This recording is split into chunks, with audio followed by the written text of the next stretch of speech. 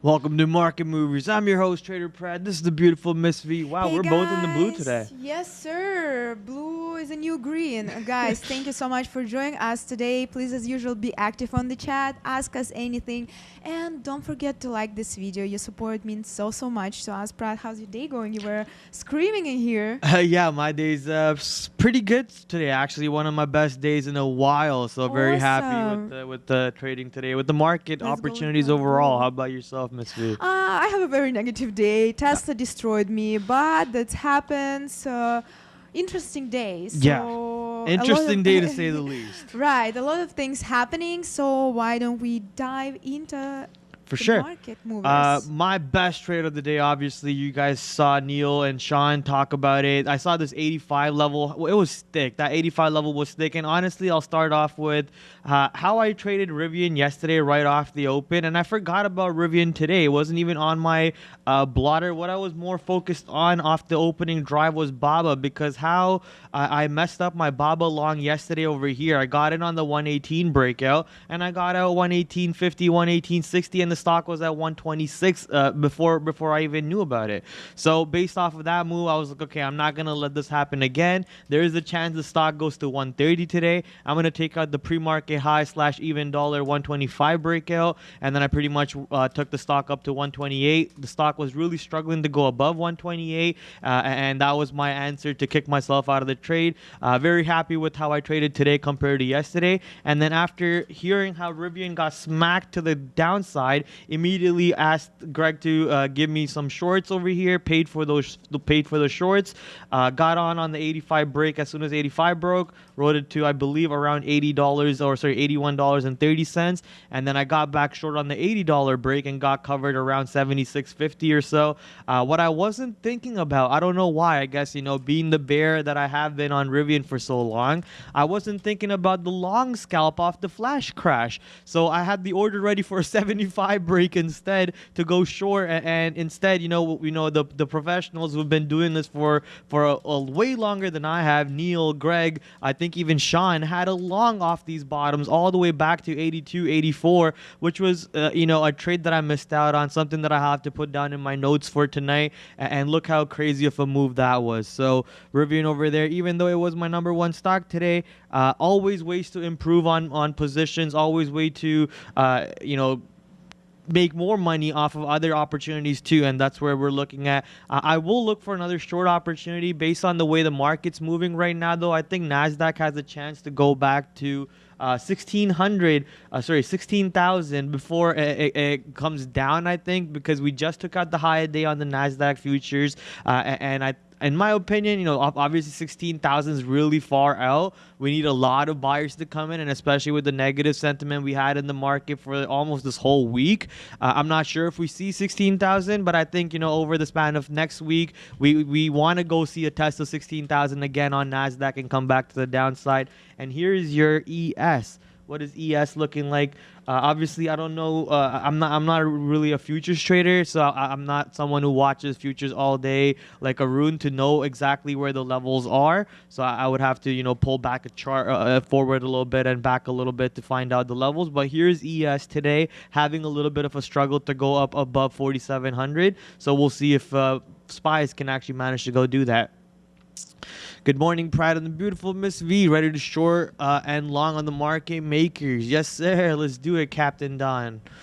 What, Prad, a short in this market? Yeah, obviously, just shorts for Prad, especially in this market, is going to be absolutely a wonderful opportunity to make money on. Affirm today was, I don't know what to say about this stock anymore, man. That joke that Sean says rings in my ear every day now as soon as someone brings up the stock Affirm or even mentions it, which is, I think, I don't want to butcher the joke. It's buy now, pay never later. So that one is an absolute to be written down in a book somewhere. And this is what happens over here when you can buy now and never be able to pay on your products or whatever it is that you're putting your money towards. So a firm all the way to $74 today, cracked 75 to 74.36, but looks like most of the trading happened above 75, bringing in the stock to bounce from there, kind of something like what Rivian did, bouncing off of 75, coming all the way back to 80. I'm gonna look for a short opportunity probably around 80 or even the high day 81, but keep in mind that there is a chance the stock could go back to 85 over even tomorrow or sometime soon, because these levels that we're on right now are absolute destruction levels. Like, so we're almost filling that gap to 70. We're $5 off today, off to fill that gap to $70 or so. And then if buyers don't come in around these levels on a firm, that's bad, because we were over here when the Amazon news dropped. We rocked all the way up to this side, and now we're back below those levels. So these are not good price points for a firm. Miss V? Prad, Mike Jones in the chat says BYND unbelievable. Beyond Meat is up more than 10% today. Can we take a look at BYND? Beyond Meat, really? Wow, 10% indeed. So yesterday we gave back all of that move about the KFC. I think it was just chicken nuggets, right? Or maybe it's all products. I can't remember exactly. But whatever it is, KFC had a partnership with Beyond Meat, and we gave back most of that move all the way back down to actually below. Beyond Meat fried chicken. Sorry? Beyond Meat fried chicken. Fried chicken. Yes. Okay, I thought it was just chicken nuggets. So fried chicken is the news over there. Thank you, Miss V. And look at that. So we gave back this day's, what day is this? January 4th. I don't know what day it is, but January 4th bottom. We went way below that and ended at 58. That's horrible. Like, we were up on the day and we ended negative on the day. And today we pretty much opened up around those prices, and Beyond Meat just started rocket shipping to the north side over here, looking for some rejection, maybe around 65 because of this contention point over here, and the fact that the stock wasn't able to hold up at 65 and go back to the north side yesterday with the positive catalyst. I'm not going to expect it to do anything close to going to 68 today based on that same news. But if volume comes in the way it is right now, and if buyers are keep on stepping up, there is a chance that we keep going back to 68 instead of turning down at 65.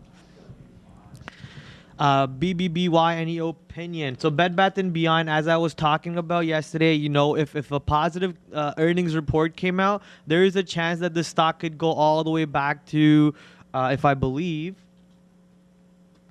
what is it, above $18. So the earnings report came out, it was negative, hence we cracked below actually the previous support, and the short float for the stock is around 40%, if I remember correctly.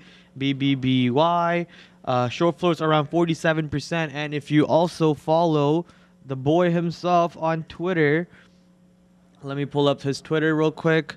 Trader TV Sean on his Twitter, he pointed out a very important point pointing out something that's very important, which was right here. Violent pre-market move, 42% short float.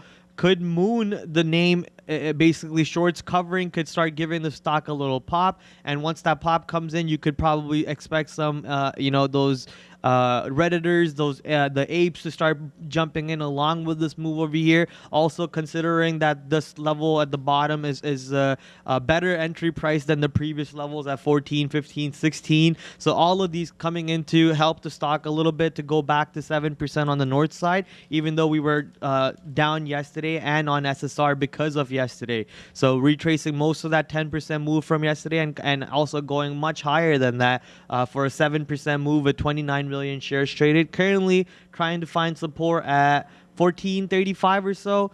We did break the support line over here at 1450, so looks like we're trying to find support at the 100-day EMA on the 3-minute. There is a chance that we could also go back to $14 flat and find support there. Nice and even number. So obviously let's wait to see what happens. Guys, and I really hope you are following up with our watch list. Look at here, we have Bed Bath & Beyond, Ford, Nikola, Datadog, many more names, the major movers on the day. So just simply add this to your bookmarks and every day check it out. Compare it to your personal watch list, so maybe it will bring you more confidence in what you're gonna do with that. And again, it's absolutely free. So guys, I'll send you the link one more time. Make sure you add it to your bookmarks. Thank you, Miss V. Just want to go check on Tesla if it bounced off of one of my support lines, and it did. So I'm even more upset right now because I didn't want to trade Tesla today at all. I don't know why.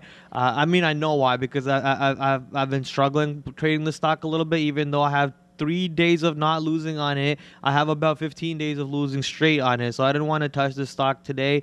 And I think I that was a bad decision, because if taking the pre-market low breakout or the 1060 breakout gave you multiple dollars in the reward, and even 1020, everyone has been looking at that 1020 level for a while. So 1020.50 today, holding up as a support, and a beautiful move back to almost 1080 right now. Let's see if we can actually take back 1080, reclaim 1080, and maybe even get back above 1080 to yesterday's close, which was what, around 1086. So there's a chance that the stock could go to 1086 before it actually rejects today for another time Tesla to the downside. Let's see what Rivian is doing one more time. Is Rivian still ripping? It is pretty surprising to see Rivian come back all the way over here. Looking fresh, my brother. Thank you, doggy. Hit up Halim yesterday. Halim the man, giving me a fresh little fade. I still got to pay him. I haven't even paid him. So I got to go hit up the bank, pull out 40 bucks, and pay Halim today on my way home. So thank you for reminding me, Lone. I almost forgot to even remember that.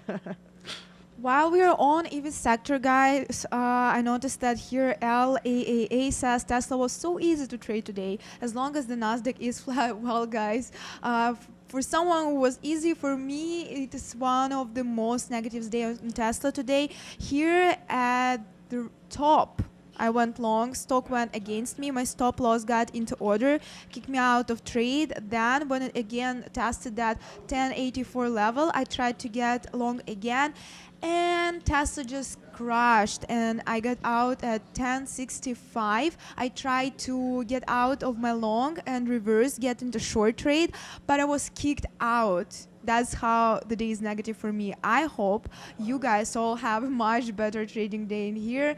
Anyways, I'll try to learn something out of this trade.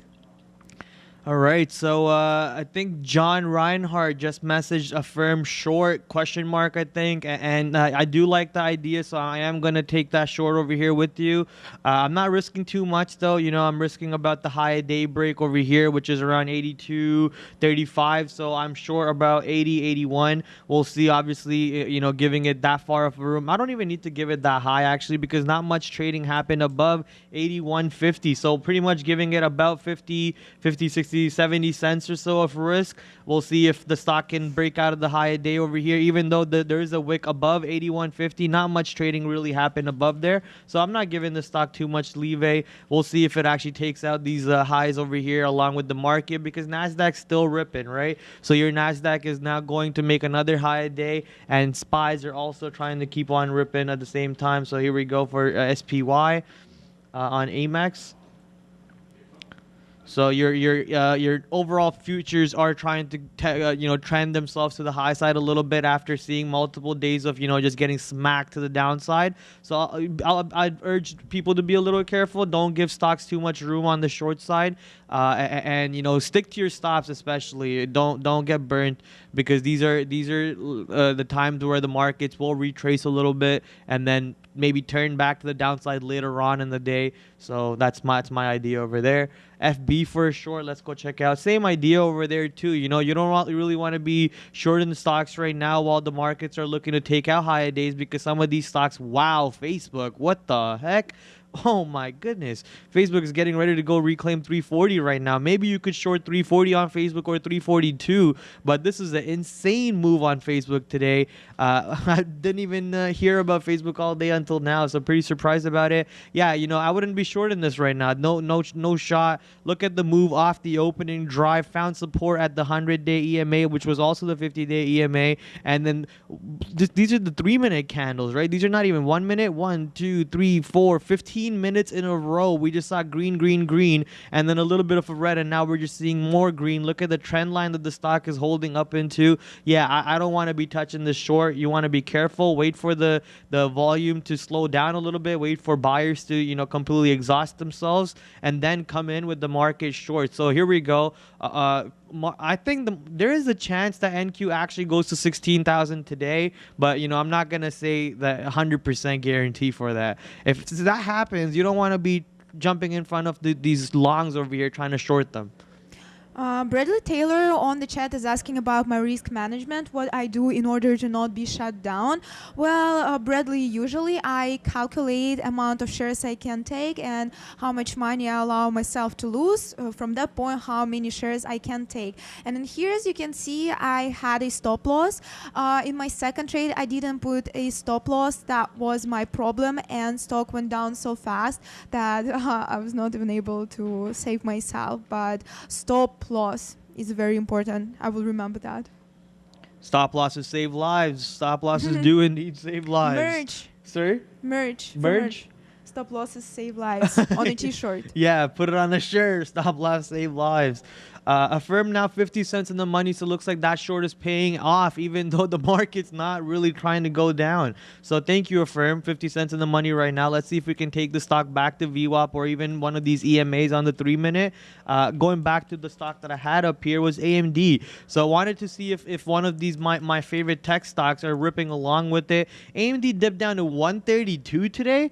Oh my God. I wish I was watching AMD. That way I could have pulled up my own personal account and bought AMD over here, because these are just no-brainer long areas for AMD, at least to start a position, because anywhere close to 100 on AMD is just eyes closed by for me, at least. So here we are, AMD 132, bouncing off of, I think, slightly under 132, 131.77 is the low a day, almost back to the high a day over here. Is that off the open? Yeah, almost back to 138. Let's see if we can actually take out 138 and go higher. My guess is probably no, but very happy seeing AMD flat on the day, not being negative, along with the off the opening move like most of the stocks were, and Nasdaq too, right? Nasdaq was pretty was screaming red to the downside. Everyone was freaking out. I was freaking out too, even though I was on the short side. I was just freaking out because I couldn't believe the moves that the market was presenting us with.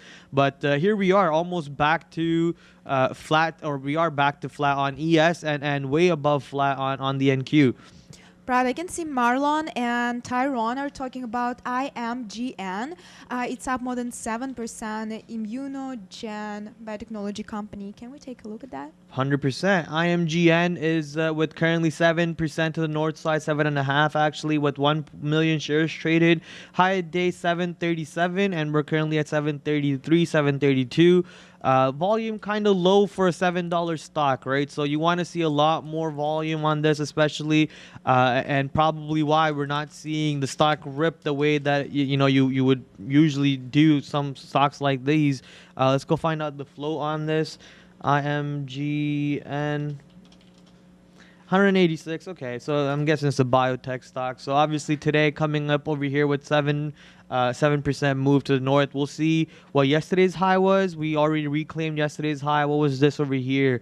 $7.40, $7.50. Looks like there's some level over here, obviously around 750, 740. So once we do get there, there's a chance we see rejection because of the lack of volume on this position.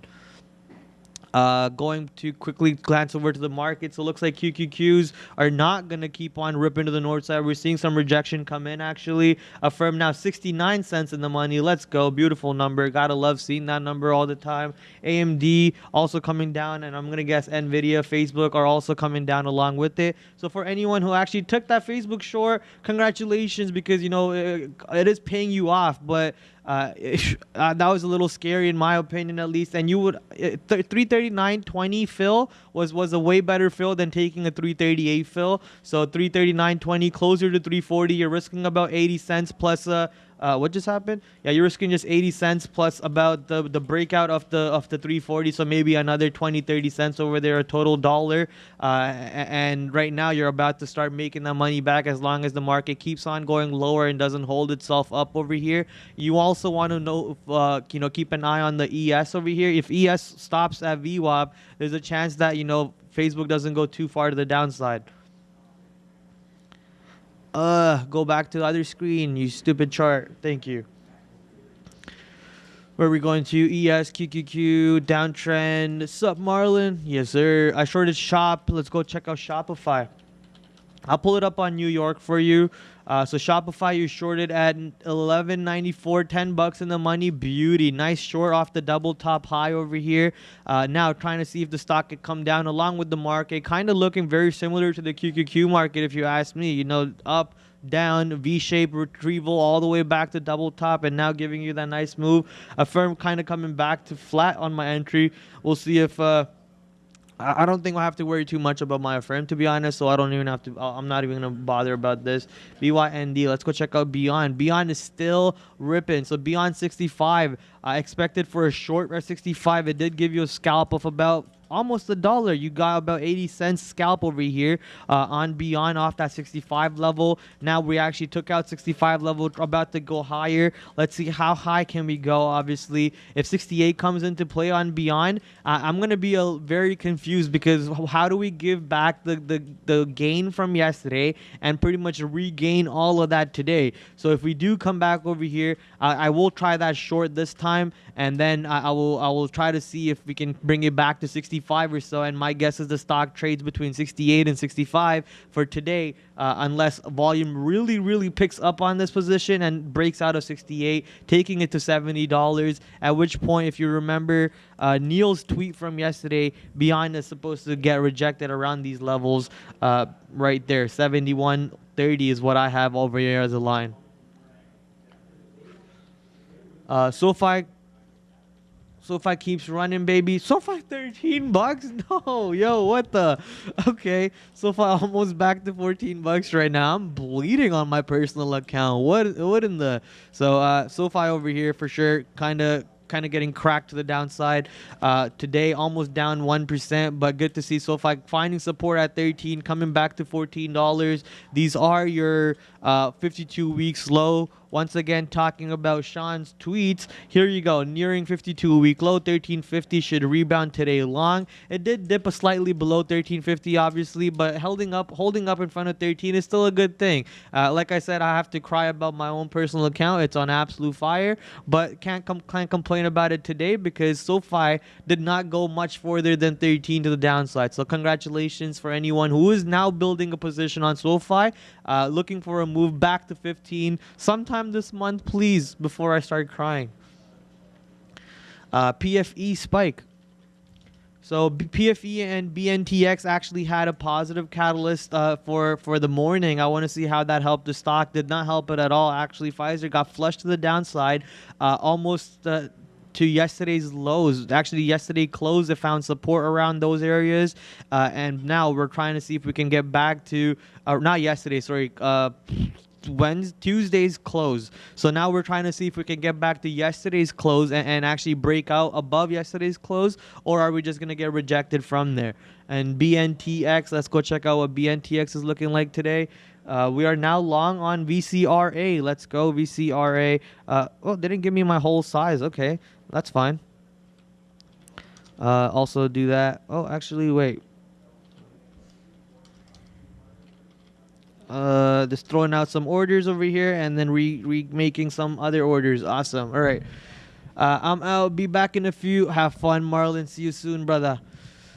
Made 3K on AMC puts. Let's go. Affirm is Affirm is probably ripping to the north side, isn't it? So we are. Oh, you're long. Okay, so Affirm shorts are working. We're 60 cents back in the money again on Affirm. Market's not really looking to keep on ripping as I wanted to, because I wanted to go test 16,000 for me to short the futures.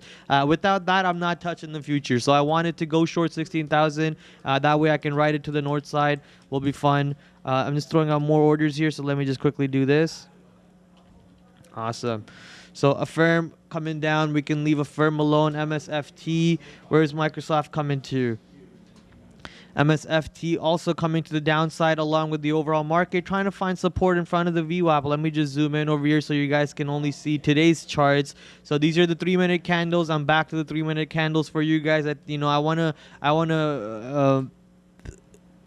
trade on the show the way I would trade for myself, so that way you guys understand more. So I'm not gonna do 1 minute charts anymore. We're only gonna do 3 minute at the lowest, because 1 minute's absolute noise, absolute garbage.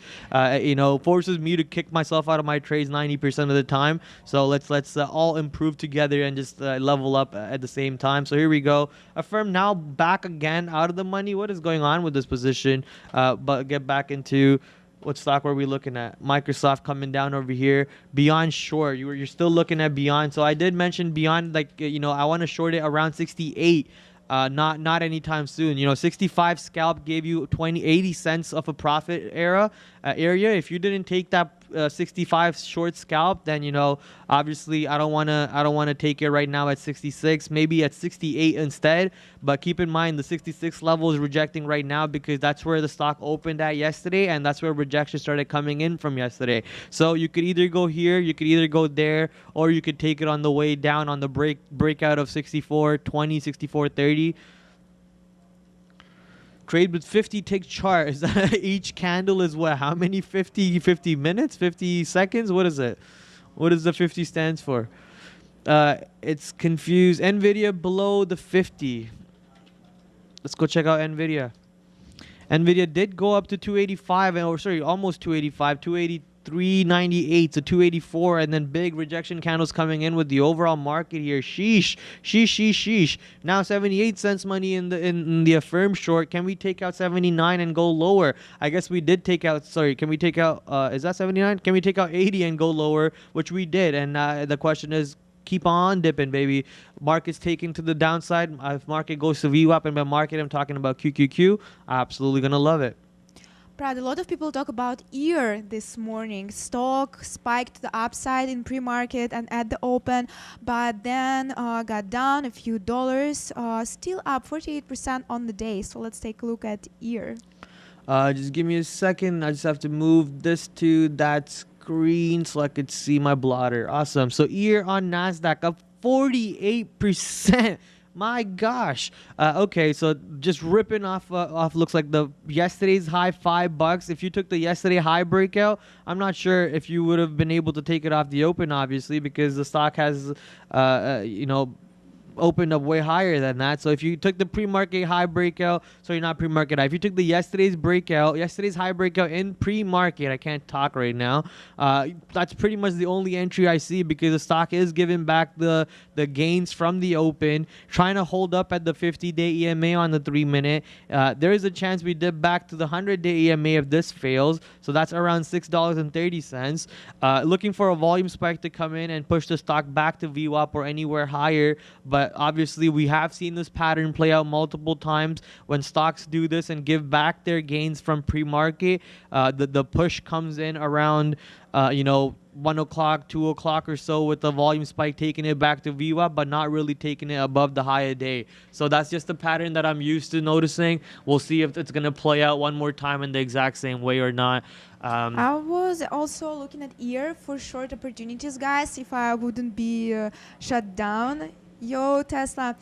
So I was looking for this 675 level, but though, guys, I know that Brandon had it short right after it broke VWAP to the downside. So it tried test this 8.77 for the second time and got rejected. So it's a great short trade for Brandon. And guys, if you take it somewhere around 781, great job. But I really interested to see where it goes by the end of the day. Again, I was looking for this 675 level, so we'll see.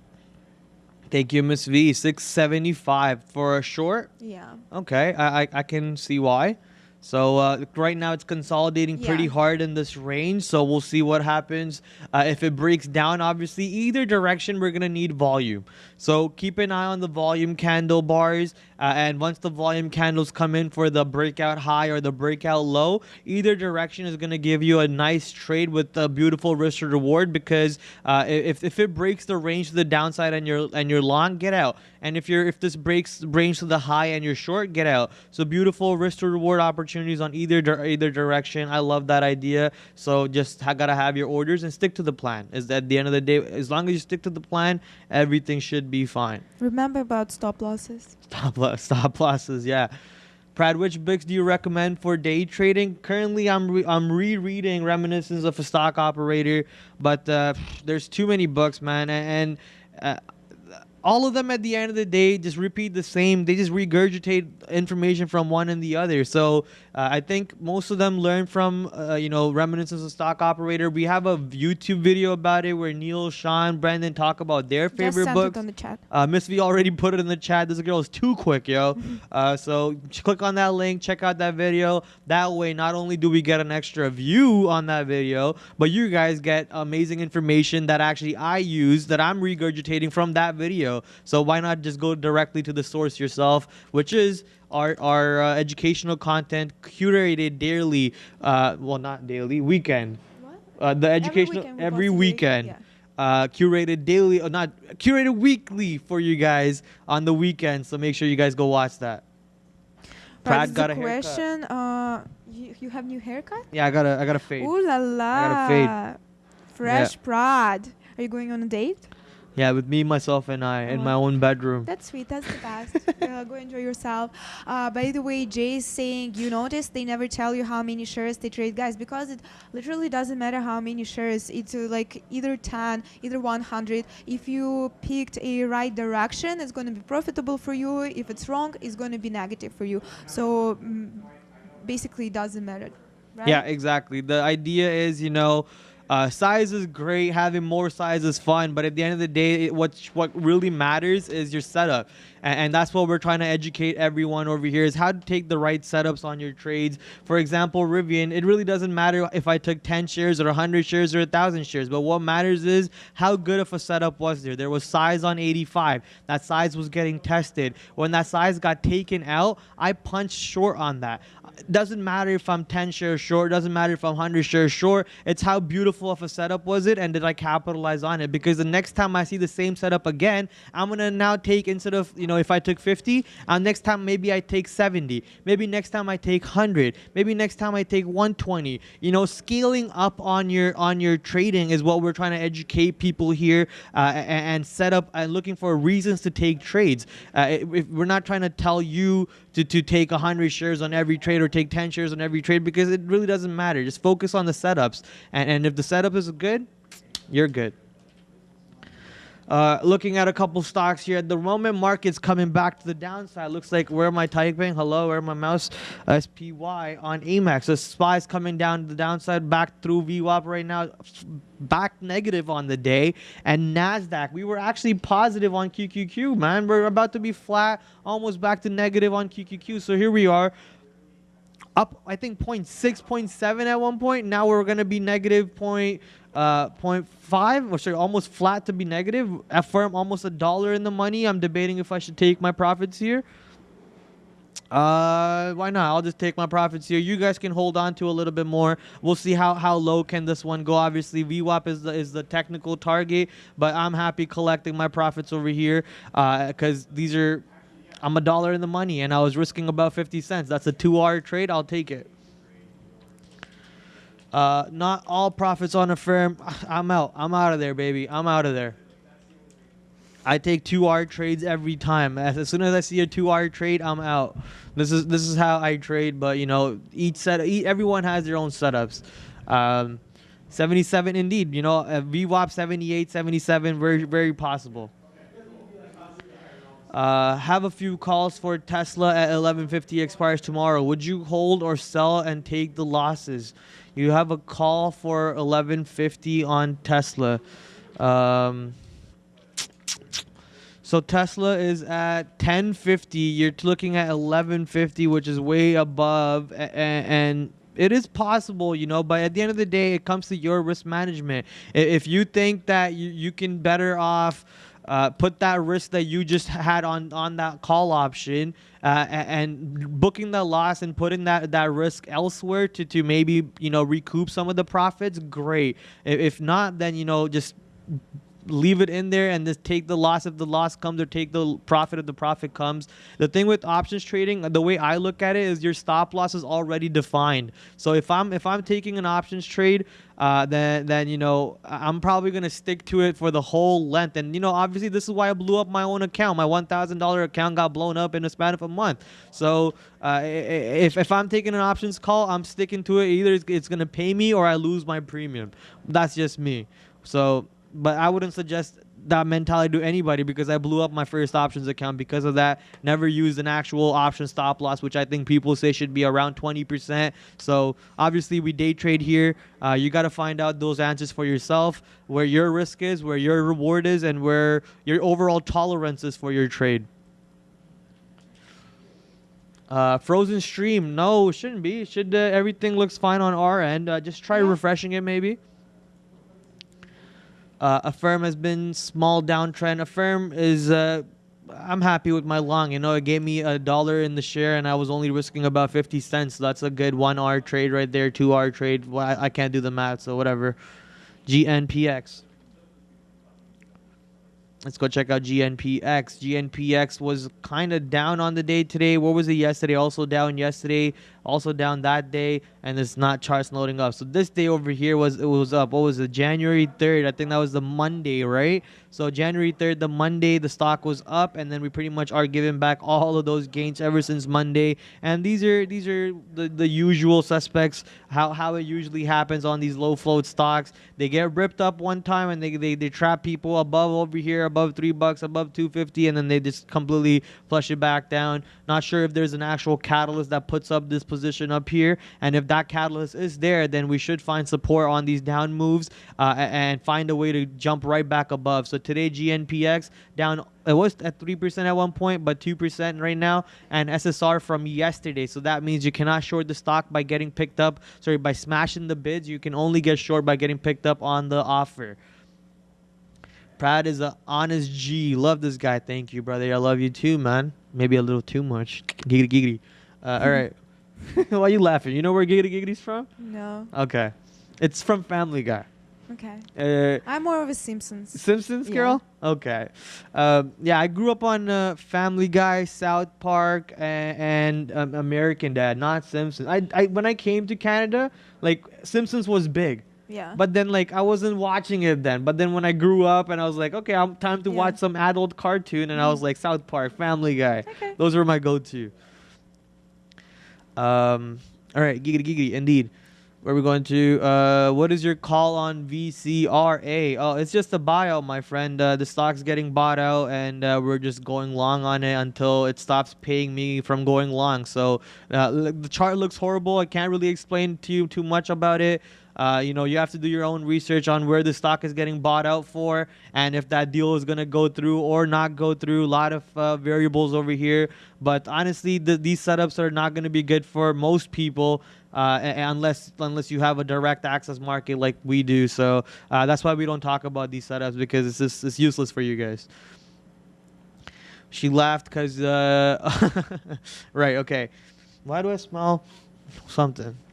Hello, could you tell me what's the indicators on the chart? Okay, so the red line is the VWAP, and the black line, I believe, is a 100-day EMA. I always get confused. It should be the 100-day. Yeah, it is. The black line is the 100-day EMA, and the teal line, is that the teal? I call it Tiffany blue. So the Tiffany blue line is the 50-day EMA. American Dad, yes sir. Okay, can we go to IMMX? IMMX, I remember a couple of days ago or sometime last week maybe, the stock was ripping. Let's see. Waiting for my daily chart to load up a little bit. There we go. On January 3rd. So yeah, Monday of this week, stock ripped. So this is the kind of idea that I want to talk about when, what was it? The other stock that we were just previously on that kind of looks like this, or GNPX. Yeah.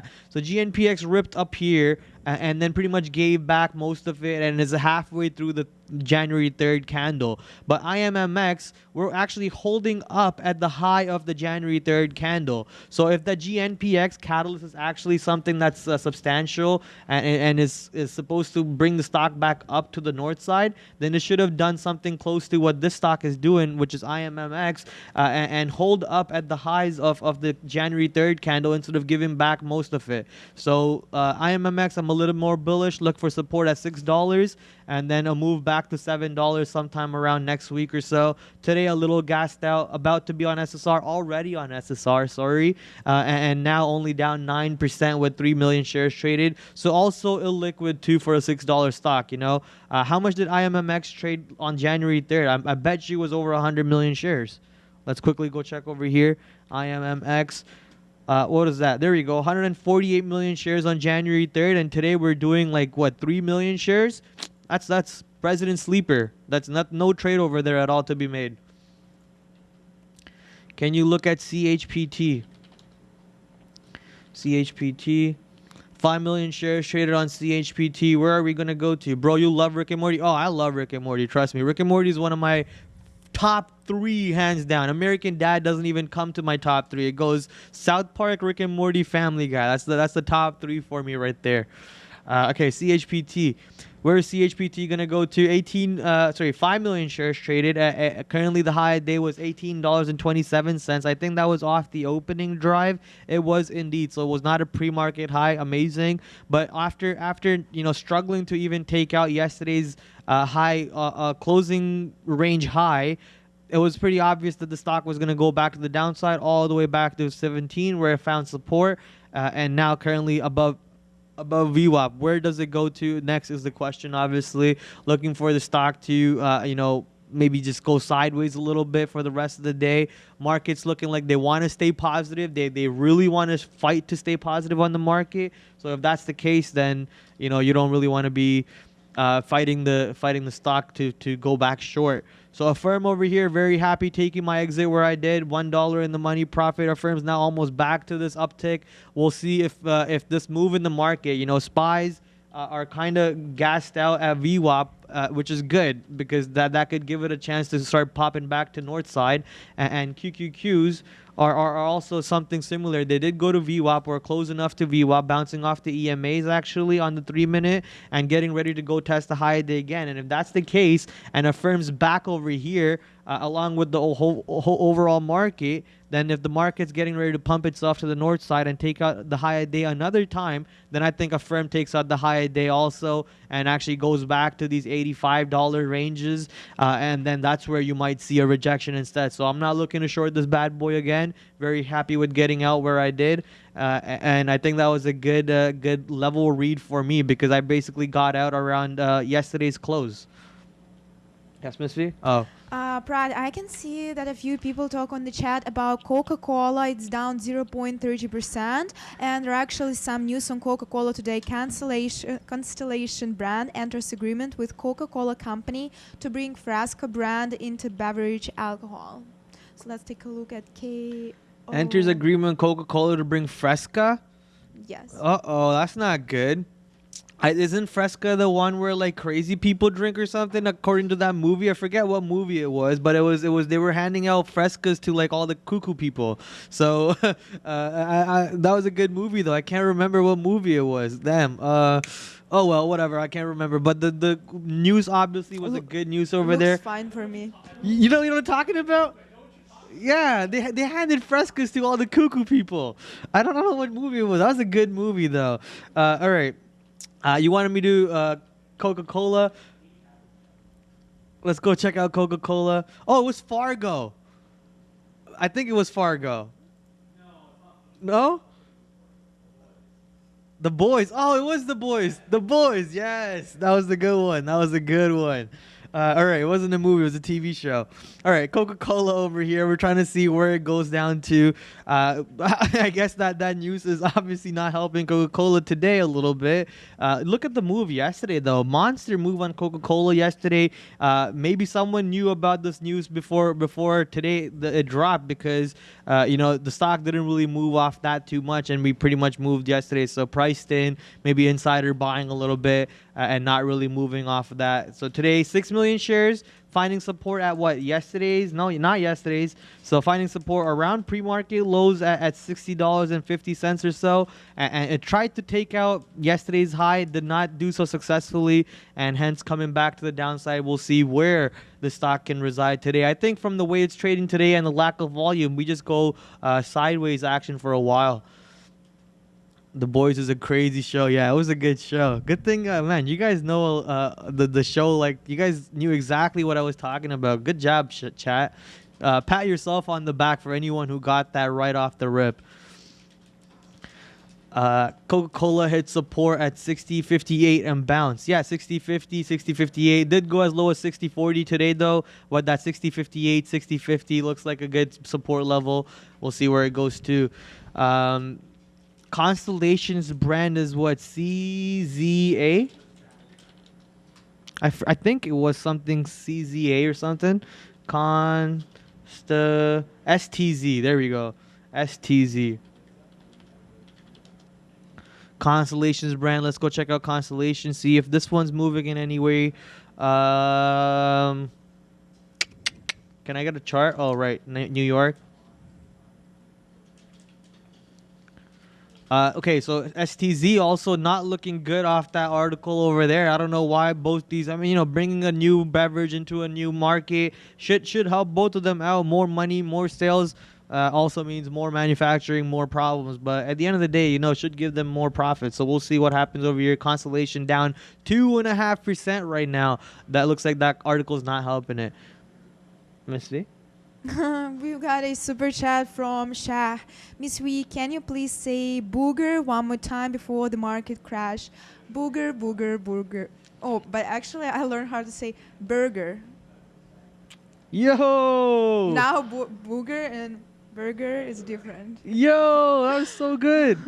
That was like without an accent, without any mistakes. Yeah, cool. That was perfect. Thank you. Let's go, Miss Let's V. go. Thanks to Chad. But I like the way you say booger. That's cute. Booger. Yeah, it's cute. We can't help you. We can't have you change your way, Miss V. You're perfect just the way you are. I'm sure your boyfriend says that all the time. Thank you. It's never enough of compliments. Never enough compliments. Keep going. Hey, look at this girl fishing for compliments, yo. But yeah, never enough. You know, obviously. Gotta love being praised. What? I almost read that. So good thing I stopped. I saw the blue color. I'm like, oh, stop. Great job, Prad. You're actually also better on I'm reading learning. My super chats and weird comments. All I'm right, we learning. have a super chat. Hi, I'm from India. I'm a day trader. Thank you for your live. Hi there. Thank you very much for watching us. Sending you love all the way to India from Toronto. And shout out to all of our international viewers, guys. Shout out, shout out. Let me just throw some orders over here real quick, and I'll be right back for you guys. Okay, so we're done with that, and now I'm coming back right here. So STZ, we're done talking about this. Someone said they need me on BFRI. Not sure why you need me on BFRI. That just sounds like you're trying to... Oh, 666. All right, that's why you need me on BFRI. Let's go. We hit our daily goal of seeing 666 at least once a day. All right, so BFRI today is currently down on the day, but, you know, no volume, $5 stock, 1 million shares traded. Only time I care about these stocks is when they're doing volume. So right now, absolutely nothing. Look at this. On November 24th, we did 200 million. Last time we did even close to 100 million was 21st of December. And ever since then, the stock has just been absolutely boring and nothing to even talk about. So we gave back a lot from $14 all the way back to $5 right now. So obviously support at $4. There is a chance that the stock dips way back to the $4 level. If buyers don't show up at $4, we go back to $2. And you know, health technology, Biofrontera. What is the float on this bad boy? 3 million shares float. So yeah, looks like just another low flow trap stock that just trapped people on the way up and then just completely destroyed people on the way down. This is why I don't like touching low floats. It's like people can just soak up on the float and then just trap people on the long, and then they own 90%, 80% of the float, and they just smack it to the downside. I've been there enough times to take these losses. I'm not gonna be there anymore. I'd rather lose on Tesla because of my dumb decisions that I made than lose because of someone's like manipulating the stock over there. Not saying that's what's happening, but I've played those games before and I'm not doing that again. Growth stocks die in high inflation. Oh, please tell me more about my own portfolio. Please tell me more. So, starting a portfolio in December. Oh, these stocks are kind of beat down. Let's start a portfolio. Coming into January, hanging myself. So DKNG today down to what, almost, well, positive on the day though, but down at 23 and 20. Where does DKNG go to today is the question. I'm not sure. We take out 25 on the north side. The chances are we just go sideways or come back to the downside. Depends on the market too. Obviously, I think Nasdaq and the SPY is really struggling over here to stay positive on the day. So nah, I'm not reloading on a firm. John Reinhardt. Yeah, I'm not reloading on a firm before 85. Because market's really fighting to stay positive, so I'm not gonna fight the market before 1 o'clock. You know the type of trader I am, the mean reversion trader, and fighting algorithms right now from 11 o'clock to 12 o'clock to do mean reversion, absolutely stupid in my opinion. And I'm only saying that because I went through my trading from all of last month and all of this month so far. You know, only 4 days. And I looked at the times where I lost most of my money was 11 o'clock to 12:30. Most of my money was lost between 11 to 12:30. That means I'm gonna keep my sizing as minimum as possible during those times, and I'm only gonna look for the best of the best of the best, A plus opportunities. Unless I see those, get out of my way, stocks. I don't want that. What do you think about Crow Coin? I am bullish about the Crow Coin for sure, man. You know, obviously it might just be the next Binance or the crypto.com. Sorry, it is crypto.com. It could be the next Coinbase or whatever. So I am bullish on it. They own the Staples Center now, so that's a big move on their part. So, you know, obviously crypto is getting batted today, batted to the downside from yesterday on even today. Where are we right now on crypto? Down 1% on BTC, 3% on 4% on Ethereum actually, 3% on Solana. Cardano's actually up, so let's go. Dogecoin's also down, Shiba's also down, so 42 grand. Remember when Miss V and I were talking about where Bitcoin could go, and I was like, it could go to 45, could go to 40, and Miss V said 42. Where is it right now, boys? It's 42. At 42. Yeah, crazy. Did you buy more, Miss V? Not yet. Well, I just like you're gonna get a better price than me then, so I'm angry at you. I'm gonna, because like today I got in and I believe Natalie or Nicole on the chat says like Bitcoin 42,000. I'm like, what? I'm going to check that. Wow. Like I definitely gonna buy more. I just found out today that it's there. Yeah. What a drop. Big drop. Mic drop. But you know what? It just means that Bitcoin is on sale. It's on Black Friday sale after Black Friday. I guess you guys don't have so you guys have Black Friday. It's Boxing Day for us. So it's on Black Friday sale after Black Friday. So, you know, pull out your banking accounts, pull out your checkbooks or whatever it is that you used to buy these days, and swipe those cards, baby. Swipe those cards. Load up on BTC, load up on Ethereum. At least that's what I'm doing. So, and ride that rocket ship, because next time, Christmas of this year, I think Bitcoin's at least 80K, man. At least 80K at big crypto at big Christmas this year. Mic drop Steve Aoki. Okay, not sure why that came out. Have you heard of Recticoin? No, I have not. I don't invest in altcoins like that. Stocks to buy for long term except FANG.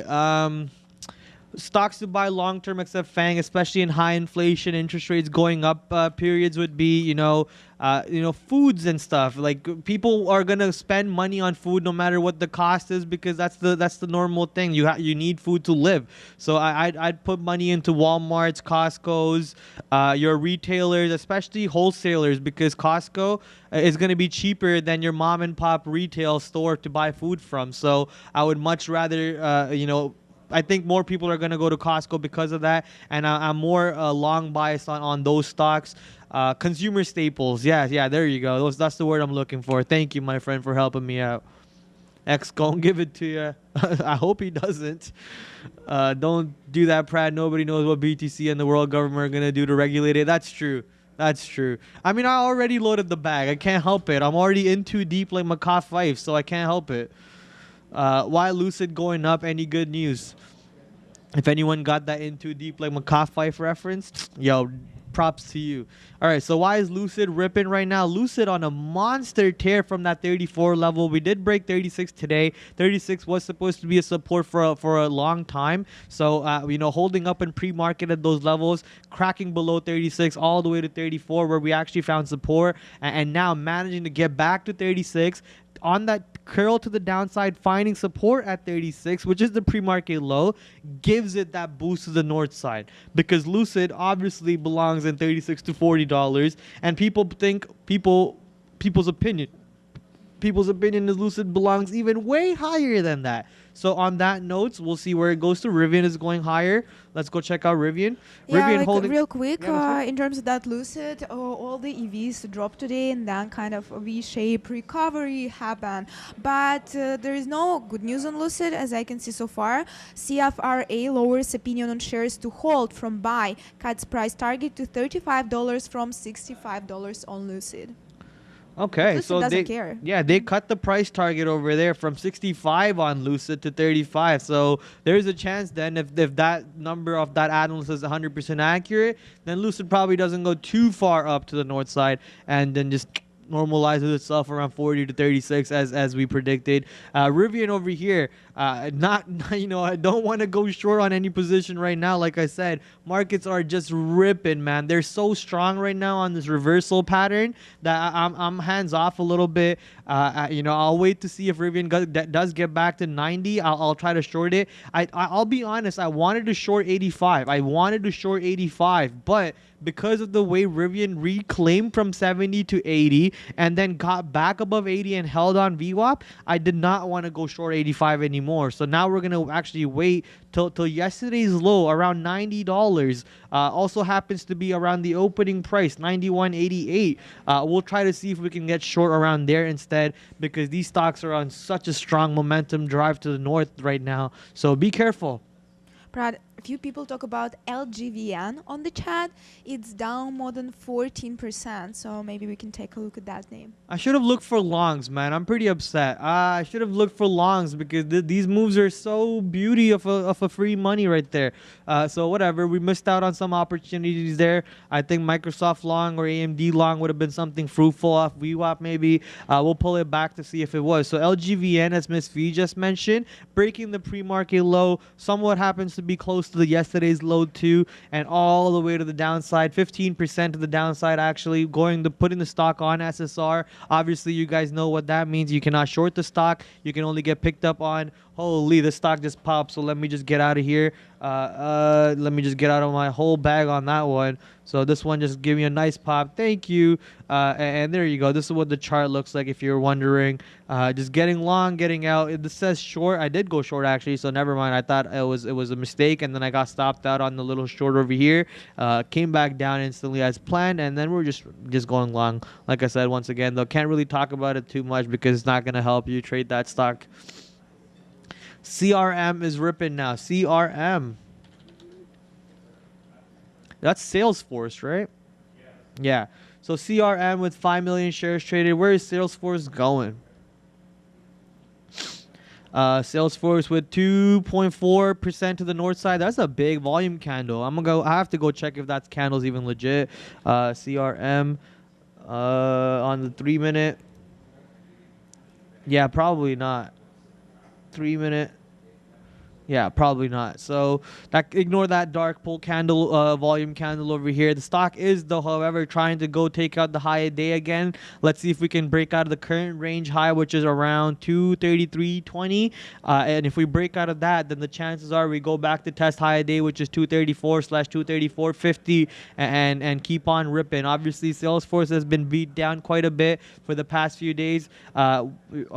Look at this big move from 260 to 230 over the span of 2 days. So looking for somewhat of a retracement, come back to at least 250 to see if, sorry, not 250, 235, if there's any sellers or any buyers. My guess is, though, if looking at this, 235, 234.50 makes sense why the stock got rejected from there, and the chances are we get rejection again if we do go back to 234.50 or even 234. So this could be a decent spot entry for a short opportunity for Salesforce. Let's go check out Bed Bath and Beyond one more time. Sorry, Microsoft, actually. I'm going to go check out Microsoft. Microsoft coming back to the lows over here. Absolutely flat on the day while the market's going up and down and up and down. Microsoft has been flat. So good job on Microsoft over here. Obviously, if the market can manage to go to 1600 today, 16,000, sorry, then maybe Microsoft could actually go to 320 and then reject from there. But, you know, kind of not really doing much on Microsoft today. Bed Bath and Beyond opinion. So Bed Bath and Beyond is you know, has to come back to the downside. It's not gonna be up here.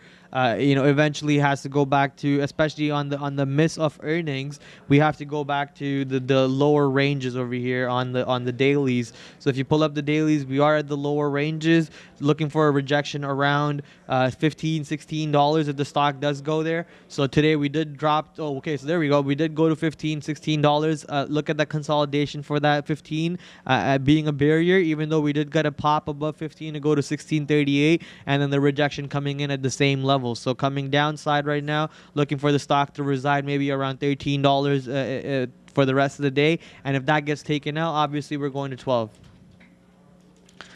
Oof, my throat today. Brad, can we take a look at Stitch Fix? It's up almost 12%. And while you are pulling that chart up, guys, we just passed 12 p.m. So please make sure you like this video. This is the perfect time. If you forgot for any reason or you just joined us, I remind you that our daily goal is at least 1,000. And for, I believe, a month, every day we are there. So please help us to keep that number. Let's see where we are now. 488 likes. I know you guys like 666 likes. So let's push that to that range.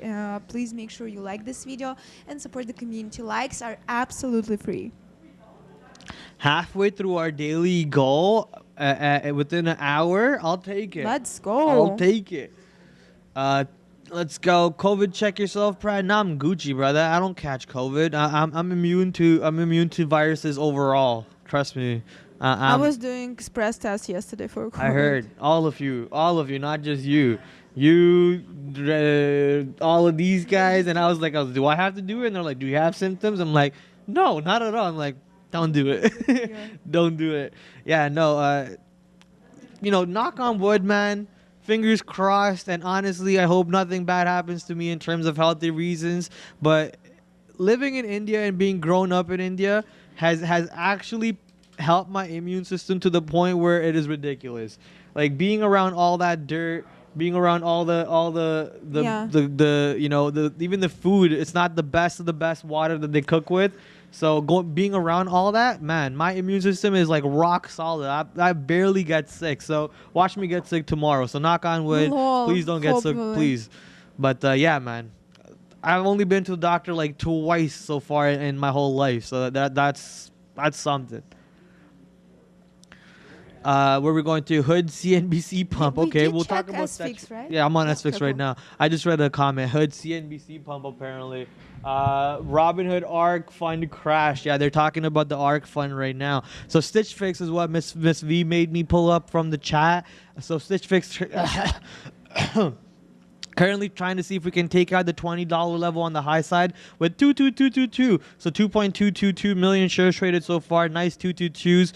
Fun fact, I'll bring up the fun fact after Stitch Fix. So fun fact, okay, so there you go. Stitch Fix getting ready to see if we can take out $20 on the high side. A little low on the volume end, obviously, because the market's kind of taking out volume from all other aspects, so we'll see what happens. I think I'll also show you guys this chart about SoFi from Sean in a bit. So $20 coming into soon. Good move on Stitch Fix overall. Let's look at on the dailies real quick to see if we're actually reclaiming previous levels or are we bouncing off of lower days. Sorry, all-time lows. So it is possible that this is all-time lows. I have to pull up TradingView to look at it if it is. But Stitch Fix bouncing off of these $17 or so, attempting to reclaim past this $20 and see if we can actually break out of 2050, I'm going to say. And if that happens, then there's a possibility that we go much higher over the span of the month.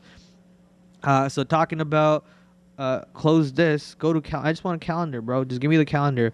So it's talking about that fun fact 22222. So this year on February, it's on February 2nd, and on the 22nd, it's gonna be 2/2/22, and it's gonna be 22/2/22. Isn't that cool? It is cool. That's pretty cool. Wow. Wow. Again, what is going to be 02/22/2022? Yeah. That's the great number for marriage. Really? Like to get in, yes. I gotta find me a wife, yo. I gotta find me someone to get married to on that day. Yeah, then. you should marry on that day. Where's that from? Where'd you get that from? No, I don't know. It's just usually people choose those fancy dates for Really? their marriage dates, and like I believe it's going to be only once that 2/02/22/2022. Yeah, and then 22/02/2022. 22. On the 22nd of February. Yes. And on the 2nd of February, you're gonna have a fun, cool date. Yes, you're right. Yeah. And 2nd February too. Yeah. I was like for a minute. Wait a minute. Is there a month number 22? No, the second 12. month. Yeah, yeah. got it. So it's gonna be the February is gonna be have a lot of cool number 2s splattered all over the place. All right, that's enough 22222s over there. Where are we going to next? Let's see. A couple stocks that are moving. Maybe. What are you guys looking at? Okay, I'm not reading any of those dumb comments right now. You guys can keep on putting those in there, but I'm gonna look for some positions to look for instead. Prad on Dill Mill. Yeah, I'm not doing Dill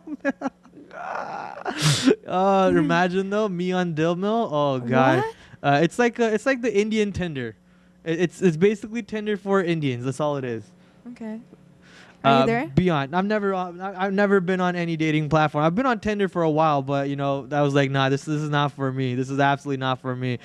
Beyond actually going up to $66 again and looking for rejection similar to the opening price of yesterday. So looking for 66 to break out, go to 68 because we didn't go all the way back down to 63 where VWAP is, but this could be. I know it's not a double top because this high is higher than the previous high, but if you consider that a double top, then there's a chance that we go back to the downside, make this a double top to the downside also. So double top on the highs, double top on the bottoms. And if this breaks, then maybe the move is exhausted. But if the stock holds up over here, then I'm looking for that real move to 68 because we're making a higher high, higher low pattern. And then I want to short it around $68, $70.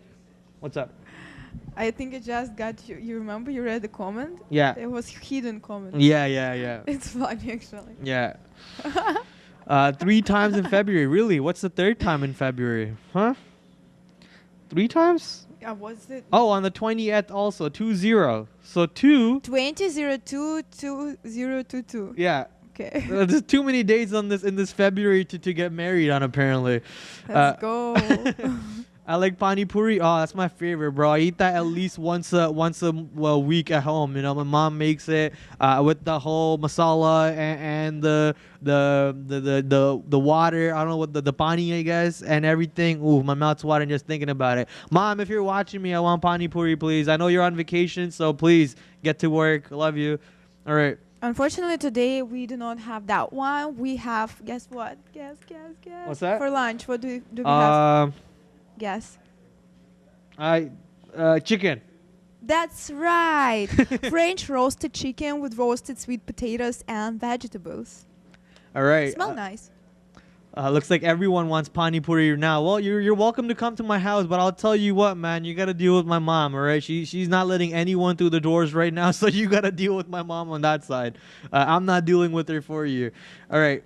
Going on to Beyond still looking like it wants to move. I want to go check on a firm at this point. Has a firm made a move past our previous short? It has made a move, but looks like it's trying to get capped off at 82.35, 82.40 or so, which was the high of day. 82.35, exactly the high of day. So let's see if the stock can now turn back to the downside, or are we going to go reclaim $85, at which point I'll rather get short at 85 instead. Look at this move into the close on the 4th of January. From $80 to back to 85 almost. So this is why I much rather short 85. Look at this high also on yesterday. So I'm just gonna be a little patient, hands off for that reversal trade that I love taking. Good day, Miss V and Prad. Good day. Yep. Yo, yep, HH. Yep. I love how Miss V pronounces vegetables. Vegetables. Vegetables.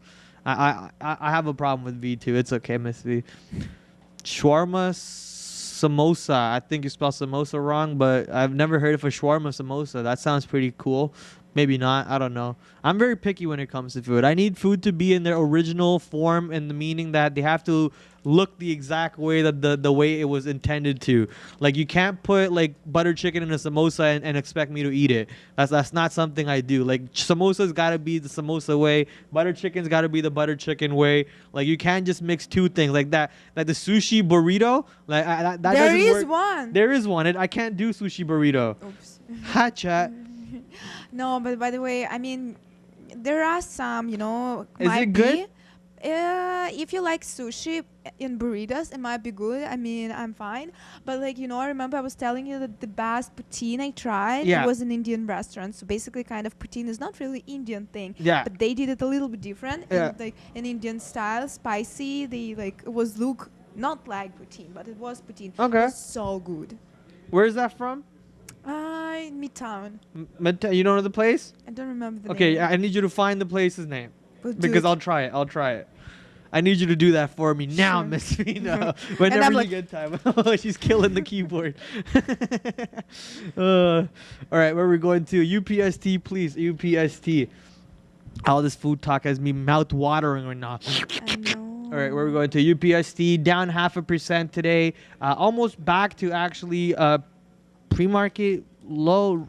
How is it still down 0.5%? Well, I guess based off of yesterday's close, we're down 0.5%, but pretty much back to pre-market levels. We did dip as low as 114, but very nice seeing the stocks come back to 124 or so, above 120. Would love to see a little bit more momentum to the north side along with the overall market. Let's see if what's QQQ is doing. QQQ on the NASDAQ. Where is QQQ? Still over here. Looks like a little head and shoulders pattern. So if you guys like your head and shoulders pattern, this is supposed to come down and then whoosh, rocket ship to the north side. So if that's what is going to happen, we're going to probably see some nice longs coming in all over the market. Prad XLF, please. For sure, XLF, which is your financial ETF. Where is it going to today? Remember yesterday someone said, hey, Prad, come on, man. It was pretty obvious that when interest rates come up and interest rates change, banks have to go up. Well, what happened here, bud? This is what I was talking about. It is all cool and fun to have predictions like that. But what I rather do is have expectations and play information. So if you just predicted that this was gonna go long based on the interest rate change news, you would have got burnt. So instead, what I'd said is I'm going to wait and see what the stock market does and what banks present to you. And banks is presented to the downside. So today, opening up well above yesterday's close. Good thing, but pretty much gave back most of that. And now tested around the yesterday's close, found support, and now coming back off of that yesterday's close level, currently at $40.50 on the XLF. We'll see where can we keep on going higher on this and reclaim some of these levels, because obviously higher interest rates should help banks go back up, because that means they're gonna make more money when the money is being paid back to the banks. So eventually they should go back up, but right now, off that FOMC news yesterday, it did absolutely nothing what it should have done. I was like mind boggled seeing the stocks go down. Banks profit will go up, but banks are overbought. Okay, that's a good way to put it, Tyrone. Yeah, they're overbought. Let me actually, go to Neil. I just wanted to, Tyrone, I just wanted to comment on that, because like, I think it makes some sense, right? Like, you've had like a rotation.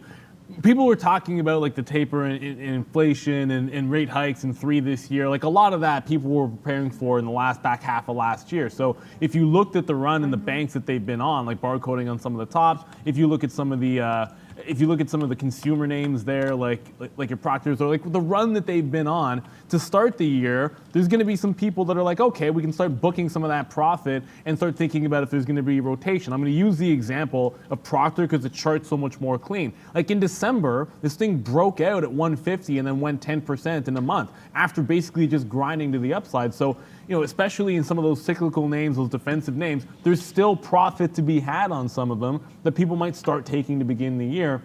And that's maybe why there could be some bank weakness. And again, I'm spitballing here too, because I felt the reaction yesterday was a bit weird for the banks. But sometimes you really just have to consider where things have come from to understand where it is that they're going to be going in the future, and what traders who just got in or people who have been sitting in it in the short or swing duration, what they might be thinking there. And it's the beginning of the year when maybe you didn't want to realize that profit at the end of the year last year, but some of these names are going to have that. You could throw the banks in there. So shout out Tyrone, that's a good point. It helps to make us start to think about what was going on with the banks yesterday and today to a certain extent. All right, so someone was talking about Ford. So we're looking at Ford over here, or we're looking at Ford over here. 78 million shares today. Another day where Ford's actually going to do 100 million shares. That's like, what, 3 days in a row now? Absolute monsters move on Ford so far. Still positive after, I think, yesterday we kind of gave back some gains. So, yeah, this was the close, and we closed over here yesterday. So today we're above that close a little bit. Found support slightly below yesterday's close, so good thing on Ford over here. Where do we go to is the question. You know, obviously I said that 19 to 20 was the previous 11 to 12. So the fact that we broke the previous 11 to 12 and ended up in 19 to 20, and now we're way above 19 to 20 and near 24, $25. And my expectation is all-time high test sometime this year. So looking at Ford Motors to go test 37 something, 37.41 sometime this year, to see if we can break out of that with this new demand in electrical cars and everything. But also, you know, I think I'm a little worried to see how they deal with the gas cars when the whole world's become electric. Like, what is the answer for that question? I don't know yet. I haven't done my research for it. So you know, that's why I don't have any opinions as to what's going to happen. But my idea is if they're going to end up with tons of inventory of cars just sitting in there that they have to destroy and lose money on, that's not a good thing for car companies like Ford and GM, which are already big time in debt, right? So that's just my idea, not without any due diligence being done on my part, just an opinion. So I need to go do more research on it, and then we'll find out what goes on from there on. Guys, chicken is rejected. Fake news. Today we have spaghetti and meatballs. Oh, Ooh la okay. la. Spaghetti meatball. Beyond short opinion, BYND. I'm pretty sure I already told you my opinion on this, brother. You keep asking me the same question. $68. What about CGC? Ooh, CGC. I don't know what to say about CGC, man. You know, obviously this is your weed company. I was super bullish about it when they first launched around $1 or so, but I think that's basically what the company is worth, $1. Like, look at it. Every time we go up, we immediately whipsaw back to the downside. The weed industry in Canada has not helped the weed products or weed product makers like CGC and you know, etc. and so on. So I'm not sure how it's going to help in the biggest market in the world, the American market. If Canadian market did not help legalization and the American some of the states which actually are the biggest consumers for THC did not help legalization, did not help stock market, pot stocks, then I don't know what will. So I'm still worried about it. I'm still sticking to the point that weed is too easy to grow to be making money off of. So it's the barrier to entry is almost slim to none, except for in Canada where the government's your barrier to entry. But what is the barrier to entry for me to grow in my own house? You know, do a couple research, do some test trials here and there, and I'm sure you know, you'll be good, and I'll never have to go back to a store ever again. That's just my idea on it. Making money on weed is going to be a little bit harder than people previously thought so. Prad, is Mr. Softy a good time to buy 5 previous red days?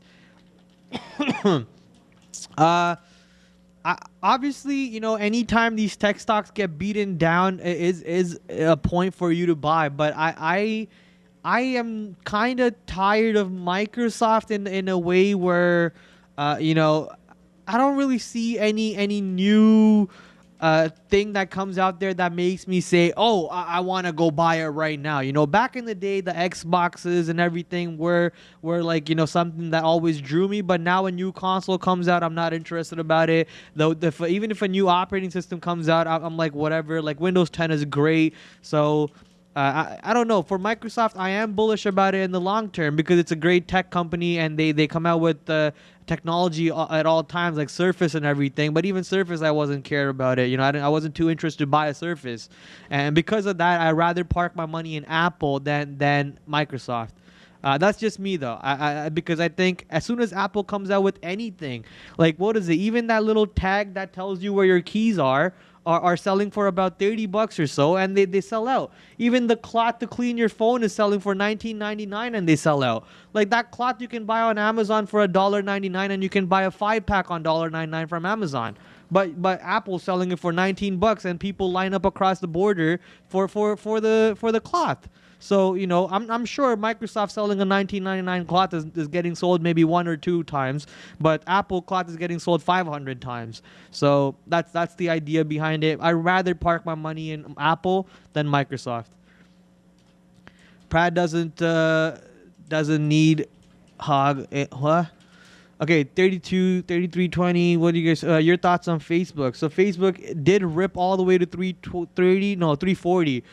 We did not reclaim 340 though, so it looks like we're having a little bit of a struggle on that side. Market's actually struggling too to take out the high. That head and shoulders pattern that we were talking about actually playing out right now. So there we go, head and shoulders coming down. Now we need the position to basically hold up at either the previous turnaround over here, 384, or if you zoom in, we have a trend line. So if you just draw this trend line, draw that trend line right there. As long as we don't break that trend line of this stuff, this head and shoulders that we're looking at, I think there is a chance that, you know, we rip back north and take out the high a day for a QQQ.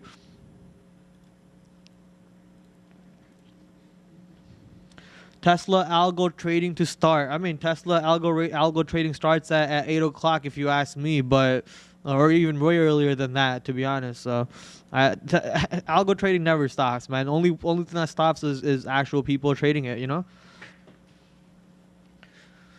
Facebook held up when the market was dumping, and it's an easy long when the market reversed. I am out now. Nice. Yeah, let's see if the market is holding up at the trend line. So let's go. QQQ is actually holding up on the trend line and getting ready to keep on going higher. Someone mentioned Tesla, so let's look at Tesla holding up beautifully over here, not really going back to the downside. Can we go higher? Let's see. Let's go to Miss V. Miss V, you think we take out 1080 today? Oh, Prad, come on. I got shut down on Tesla. Yeah, but I don't want to talk about Tesla. Okay, no problem, no problem. So I'm not sure if we take out 1080 to the high side today. We'll see if it does. We'll come back to it. Thoughts on NVIDIA? Let's go check out NVIDIA.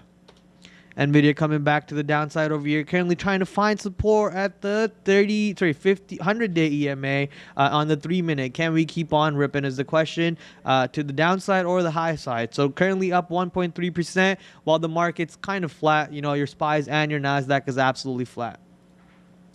Man, some of these positions that I had are already gone from me, so I don't even know where I want to take an entry anymore. Can these stocks come back to the downside a little bit so I can get long? Please. So AMD over here, 135, trying to see if I want to push a long at VWAP. If I do, I'm probably not going much long, then I'm not holding it past 135. So, you know, that is a trade over there that you could look for to catch this dip by long along with the overall market. Whereas we already talked about NVIDIA, we talked about Microsoft. Something we haven't talked about all day is Apple. Let's go check out Apple. Hello? What is this chart? Oh, no. Line, remove, zoom out. So here we go. Apple down 1% on the day, much further downside from that 180 level that we remember talking about, because that 182, 86 or 89 or something was a 3 million cap for Apple. So now that we're coming back down, I think, you know, if Apple goes to 150, which is pretty far to the downside, I'm not saying it does, but if Apple goes to 150, that's an easy no-brainer dip buy entry for Apple, at least for a swing term or a long-term trade for Apple. So we'll see if that ends up happening anytime soon this year. AMC, good entry. Sean, are you still in your AMC? So Sean is no longer in his AMC. He is out. AMC currently 1% up on the. Let's go to Sean. Man, you're quick. I don't even have my mic on yet. Okay, so AMC right here. We dip bought this at 20 bucks. I mean, it was about as simple as it could be. Sorry, $21. We let this thing fall down, and we're trying to learn from our past mistakes and not average into these things as they come all the way back into the downside. So we wait for a key price. We knew the market was just getting destroyed here early, and we got in, and then that's our last out right there. We talked about that on the show. So it's in at 21 basically, out the best part out, 23.40. Most of them, that was a big take there at 22, and then we got some out at 21.60. So basically, for the majority of this, I don't know what it's going to show me up on the day here for AMC, but a lot of the takeout was. Let's just say this is 21 flat. We have a 20.80 in there. A lot of the outs here, 21.50. So 75 cents. That's about $1. And then that's about $3. So nicely moved to the upside right there. Yeah, we're pretty much out of everything. Some of these mistakes here. We have Neo on a dip buy as well. That's $1 take right there. We're out. Should have held a little bit more on that one. And then the one that I shouldn't be out of, but I am, and it's not too bad of a price, is SoFi. SoFi, we absolutely destroyed that today. We talked about 13.50, comes down to 13. The risk to reward on this one was monstrous. We were going to be getting out at 13 off big size, so that continues to run to the upside. Everything was huge, but Prad, oh my God, right here on the sticky note today, and this is going to be disappointing to me. I'll put the sticky note up on the screen one more time. Look what I said to Disney. Long break 155.50. That doesn't happen, so forget it. 154 support on Disney. 154 Prad support on Disney. It's at 156.50, and we had the 154. The problem is it broke a little bit below, and this was during, obviously you saw, we had Rivian long down here, we had Neo, we had Disney, we had SoFi, we had Palantir, Ford, everything we loaded up on the bottom. Unfortunately, one of the only ones that broke our level was Disney, but we were able to hold on for a little bit of profit. But look how monstrous this one would have been. And we were double in here. So Disney, really the mistake of the day for me on Disney, but everything else is all good. Rivian, there's the long on Rivian, long 78. Man, first out 80.50, next out 83. That's another $5 winner. So, yeah, very, very profitable day here. And the only name that I'm in, Prad, if they're asking, is Ford. And again, long, great trading here on Ford. My number one stock net-wise today is Ford. So Ford, actually goes AMC, Ford, and Rivian. So I hope you guys are having success and great trading today, by the way, Prad. Thank you, Sean. Looking at Beyond right now. So Beyond, this is ridiculous. Look at the high day, 66.65. That could have almost been 66.66. So anyway, so 13% up right now. Beyond wants to keep on climbing. This is why I said I don't want to short Beyond anytime soon. But it looks like it's kind of curling back to the downside a little bit right now. I'm still not shorting it. I'll be waiting for 68 or 70. And if that order doesn't come in, then it doesn't come in. I'm not chasing this order. I'm having a great day today. I'm not looking to get into trades without a reason to be in it. So if 68 comes in, we'll get short and we'll ride it back to the downside. Obviously, what's going to happen on the stock is for volume to come in and maybe go to the north, or just flush from here and go test this bottom at 64. If 64 holds on this down move, then my guess is we're not going much further today.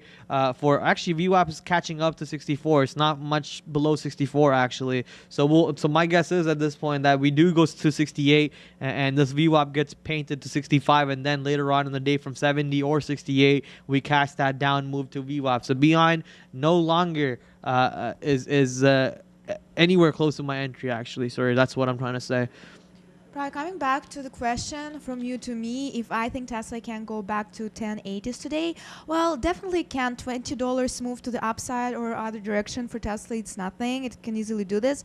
But besides that, I also see some room for that to keep falling today also, because I'm looking at this 1062-ish level, 1064. So it broke that level which means it can go both direction. QQQ is now up 0.37%, so I think if Nasdaq will make some dramatic move both directions, it should affect Tesla. And meanwhile, as we're on QQQ here, we can take a look at broader view of S&P 500 by thank you. By sectors, guys. S&P 500 is slightly up today, 0.27%. By this time, I can see more blue color than before, which means markets getting higher. Financial sector with banks is very positive today. Software services and semiconductors, technology names are mixed. Let me see. Apple in here down 0.96%, and what also PayPal having a great day, up more than 3%. Retailers are mostly positive. eBay, Etsy are all up more than 3%. Auto sector is mostly positive. Tesla is at the bottom, down 1.78%. Ford is up 0.5%.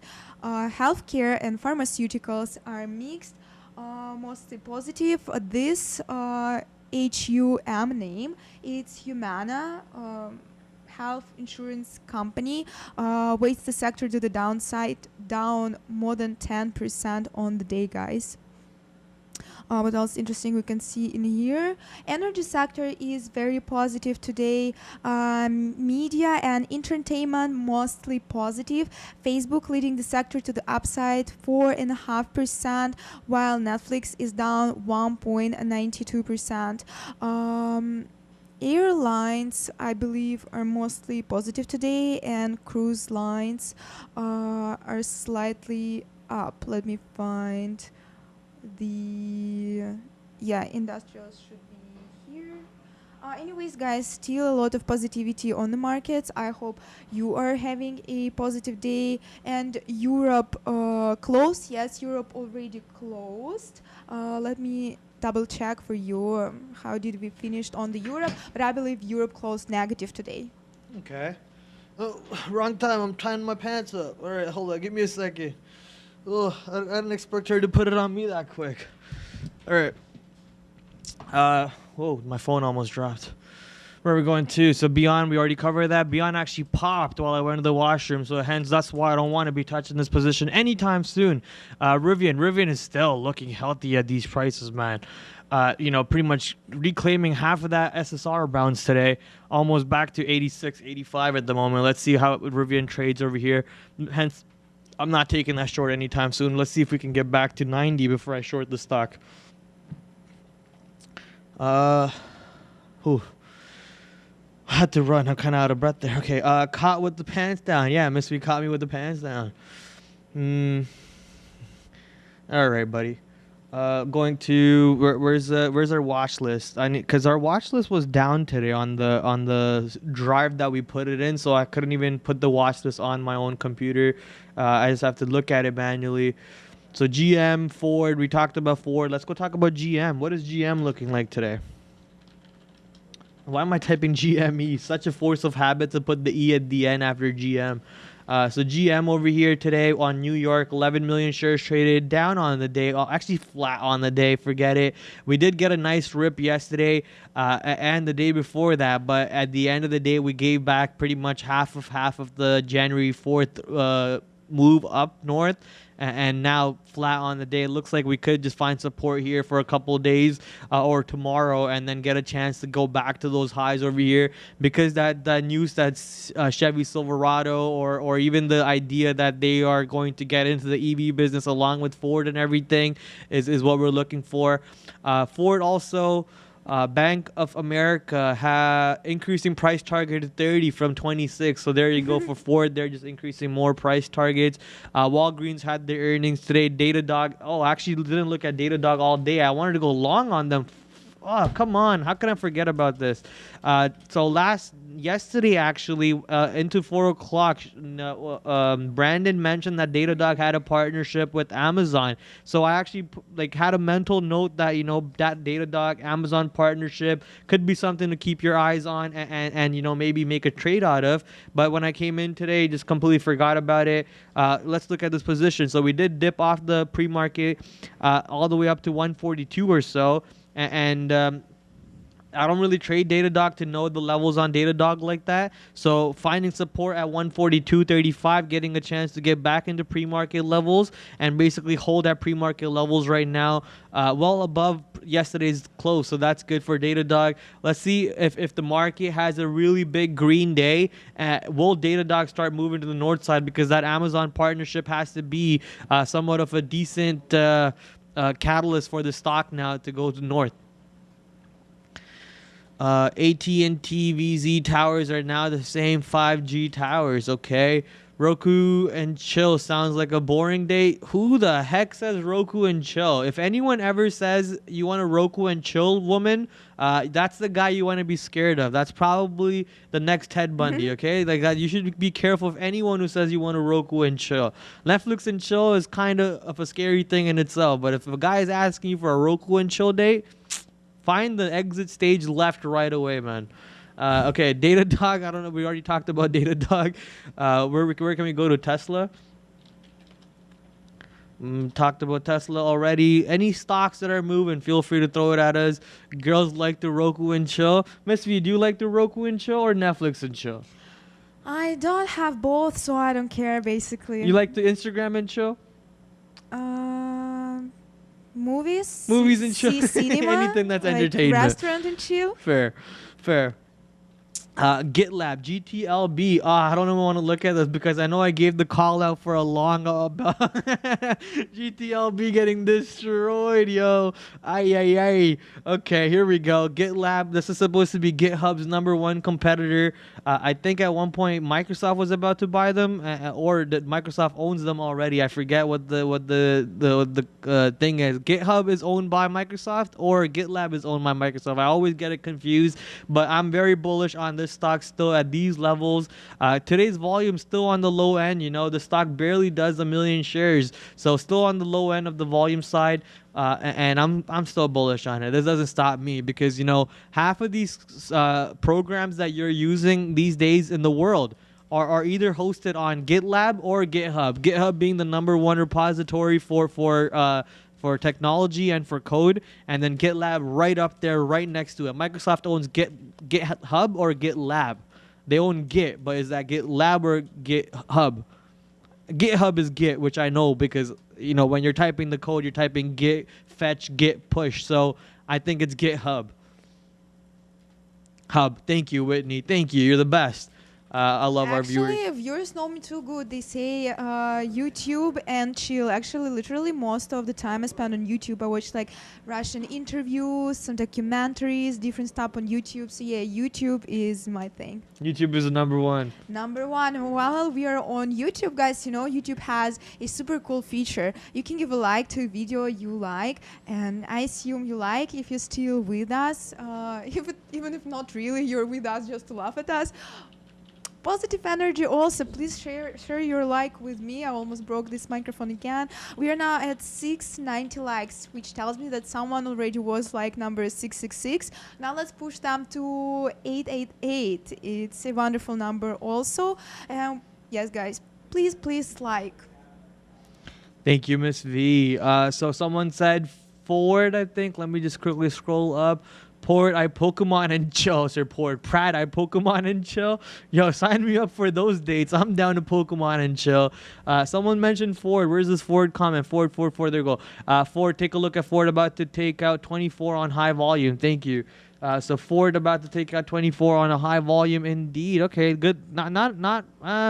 I don't know if you would call that high volume. Let's check it out on. So not really high volume, but. So this. Look at these volume candles over here, and look at that volume candle over there. right? But decent amount of volume, but not really high volume. But it is about to go break out 24. Let's see if the stock can manage to take out the high of day, which is 24.40. Looks like QQQ is getting ready for that head and shoulders pattern that I was talking about. So AMD, I might try an AMD long here. Let's just check out, let's push that order over here, AMD long. QQQ, let's go to QQQ. There we go. So that's the head and shoulders pattern that we were talking about earlier. Still holding the trend line, right? If you were to draw that trend line, it's still holding that same trend line. And we were looking for that breakout of 386 or so, 386.20 maybe, and go take out the high day at 387.35 on the QQQ. SPYs, I think, just now broke the high a day. Negative. They did not break the. I hate this. I hate this thing. Come on. All right, there we go. Did not break the high of day, but very close to it. We're inching towards the high of day, slowly and steadily bouncing off of VWAP. So get ready for some of these positions to start paying us money, money, money, money, money. NVIDIA maybe, NVIDIA long. Let's go check out NVIDIA. NVIDIA slightly above VWAP, so I don't like that. MSFT, where's Microsoft? Yeah, I kind of missed my opportunity. I'm not chasing this. My trade right now is my AMD long, which is already 20 cents in the money. Let's go check out where Apple is. Apple, ooh, yeah, I could look for an Apple long here, but Apple does what Apple wants, so I'm not really looking for an Apple long, to be honest. I'm just going to be happy with my AMD long. Let's see if AMD can go up to 136 or higher. We'll take some profits there. Currently 18 cents in the money and approaching our targets very soon because SPYs are getting ready to rip. Lucid approaching 38, Miss V. Prad, while I was reviewing heat map, I noticed that PayPal is having a great day. It's now up 3.5%. Holds about VWAP. Doesn't show any signs to go back to VWAP. So maybe we can take a look at PayPal after. Yeah, for sure. This Lucid is nuts. Like, look at this move on Lucid Motors from 34 to 38. This is insane. We got to see a rejection come in at some point, right? Like if this 38 has to get rejected. If 38 doesn't reject 38.50, I'm expecting for a rejection. Like this is absolute monstrous move on Lucid so far. Volume's not really getting decreased at any point. You know, we are halfway, not halfway, a quarter of a way into lunch. Wow, I didn't even talk about lunchtime today. That's how much fun we're having in the market. You know, when you don't even have to mention that it's lunchtime, you don't even get to realize that the volume has been decreased or supposed to decrease because it didn't. These are the type of days that you absolutely love, man. Time's just flying by. So Lucid over here trying to take out 38, but I don't think it will. But at the same time, I also think it will. So you have a pretty defined risk reward trade. If 38 breaks to the high side, you maybe risk about at max 20-30 cents, including your entry from here, and your reward is pretty much all the way back to VWAP. So for a 30-cent risk, you're probably making over a dollar per share reward. So we'll see what happens on Lucid over here. I'm 40 cents in the money on my AMD long right now. So let's see if QQQ can keep on ripping and take out the high a day over there, which would help us out on our positions over here too. So Lucid Motors, I do want to short it, but you know, I'm a little careful. Maybe I'll just take a really small starter size short over here to see if we can, you know, did I get an entry? What's going on? Why are they not giving me an entry? Do I have to pay for shorts? Shares available in shorting pool not available. I have to pay for shorts on Lucid today? What is this? All right, I guess I'm not shorting Lucid. Forget it. Well, if you guys want to short it and you have shorts, you can short it. That's strange. I've never had to pay for shorts on Lucid. But today it looks like somebody is eating up all the shares in our pool for Day Trade the World. Rivian. Let's go check out Rivian. Oh, PayPal. Sorry, Miss V. I forgot. PayPal. Where's PayPal at? PayPal, you know we love PayPal. You know that. We're absolutely ripping to the north side on PayPal right now. Look at this move off of 186s, 185s. I remember saying, guys, if PayPal is going to go back to those 180s, that's an easy swing trade long. And here you go. 3% move today off those bottoms. Get ready to start taking some profits because we're nearing the 195 highs. If we do get to 195, look at every time we've been there. We've just been rejecting it. So I'll just show you on the dailies, which is easier. So every time we do get to 195 or so, it's a little bit of a rejection and then obvious rejection at 200. The day that PayPal breaks 200, that long breakout is going to be absolutely beauty. I just pray to the higher superior entity up there, whatever entity you are, please make sure that breakout doesn't happen in pre-market, because I want to take that breakout off the opening drive. If that breakout happens in pre-market, I'm going to be very, very, very upset. 60 cents in the money on our position on AMD right now, taking the profit at the 100-day EMA, and then holding the last few shares to see where the stock can go to the moon. Not a single negative stock on our blotter today. We are 1, 2, 3, 4, 5, 6 for 6 along with this AMD long. Let's take it, baby. Nasdaq now ripping. There we go. That for someone who talks about not using patterns and head and shoulders and all that, you know, jargon and all that garbage indicators, in my opinion, head and shoulders is still garbage. But for someone who doesn't use all that, this is working out exactly as planned. We got that move to the downside, and now we're getting the swing to the upside, getting ready to take out the high a day. So there you go. QQQ ripping. Your SPYs just made a new high a day also. SPY on Amex making a new high a day. This is probably going to take your Beyond north side also. Where's Beyond right now? Beyond actually did not manage to break 68 too well. Actually, sorry, it actually did break 66. That was the point I was looking at, not 68. So 66 broke. Now we're looking to see if we can get to 68, but looks like some rejection coming in right now instead. Affirm, where's Affirm going at? Affirm still ripping. Thank God I did not load up on the short over here, because now along with the overall market, there's a chance Affirm really goes back to 83, 84, 85 before actually giving us a chance to get short. So we're looking for a nice little opportunity sometime soon after 130 for a mean reversion trade. You mean inverse head and shoulders, Prad? Is that inverse head and shoulders? Well, there you go. Just goes to show how much I know nothing about these patterns. I absolutely hate these patterns. I don't like using them. But I don't think it's an inverse. You know, head, shoulder. Right shoulder, left shoulder, head. But I could be wrong. You know, I don't know what a head and shoulder still does. So yeah, please let Miss V speak. Guys, when I have what to say, I'll be right there. Well, there you go. I tried, huge. Or Hugh. I think it's Hugh, right? It's not huge. It's Hugh. I don't trust this movement. Yeah, obviously just getting ready to short somewhere. I think if we take out the high a day over here on some of these positions, where's QQQ? We already talked about, we are on QQQ. Let's go check out where Apple is moving. I also want to go see actually Tesla before Apple. Tesla back to 1080? Not yet. So maybe if we go back to 1080, there is a short opportunity. Let's go check out Microsoft. Microsoft getting a nice pop off that VWAP. 316 giving you entry, almost at 318 right now. So multiple positions popping off the VWAP over there. Looks like QQQ is actually not going to take out the high a day, which is going to be my exit for my AMD trade. So we're out of my AMD trade. SPYs are also going to start moving back to the downside right now after taking out the high a day. It looks like a rejection coming in at 471. And the idea is still panning out, which is the markets just want to stay green today. They're tired of being red, and maybe tomorrow we see a big red day. That's gonna be fun, isn't it? No, it's not. No, it's not. Head and shoulder usually indicates upward trend is ending. Okay, I thought it was indicates that a upward trend is incoming. I thought that's what it indicates. Does anyone know what trading platform we're using? So we're using Day Trade the World. It's you can just go to DTTW.com, or Miss V will put a link in there, and you can click on that and find out more. There we go. There's the link for you, my friend. Whew, I feel like I've been yelling today. I think I have been. Just too excited, man. Too excited. This market's been so much fun. Absolute fun today. Okay, that's inverse head and shoulders. Yeah, got it. I'm learning. Thank you. I don't think I'm still going to be using the head and shoulders patterns or anything. You know, I'm still going to be sticking to the way that, you know, I've been taught to trade. Level 2 time sales, resistances, and supports instead of your candlestick patterns and your chart patterns. So that's how I trade. No offense to anybody who does use it. How GM and F. How is GM and F? So we already covered GM, and GM is doing absolutely nothing except for stay flat. But is it moving right now? A little bit of a move has come into GM off those VWAP.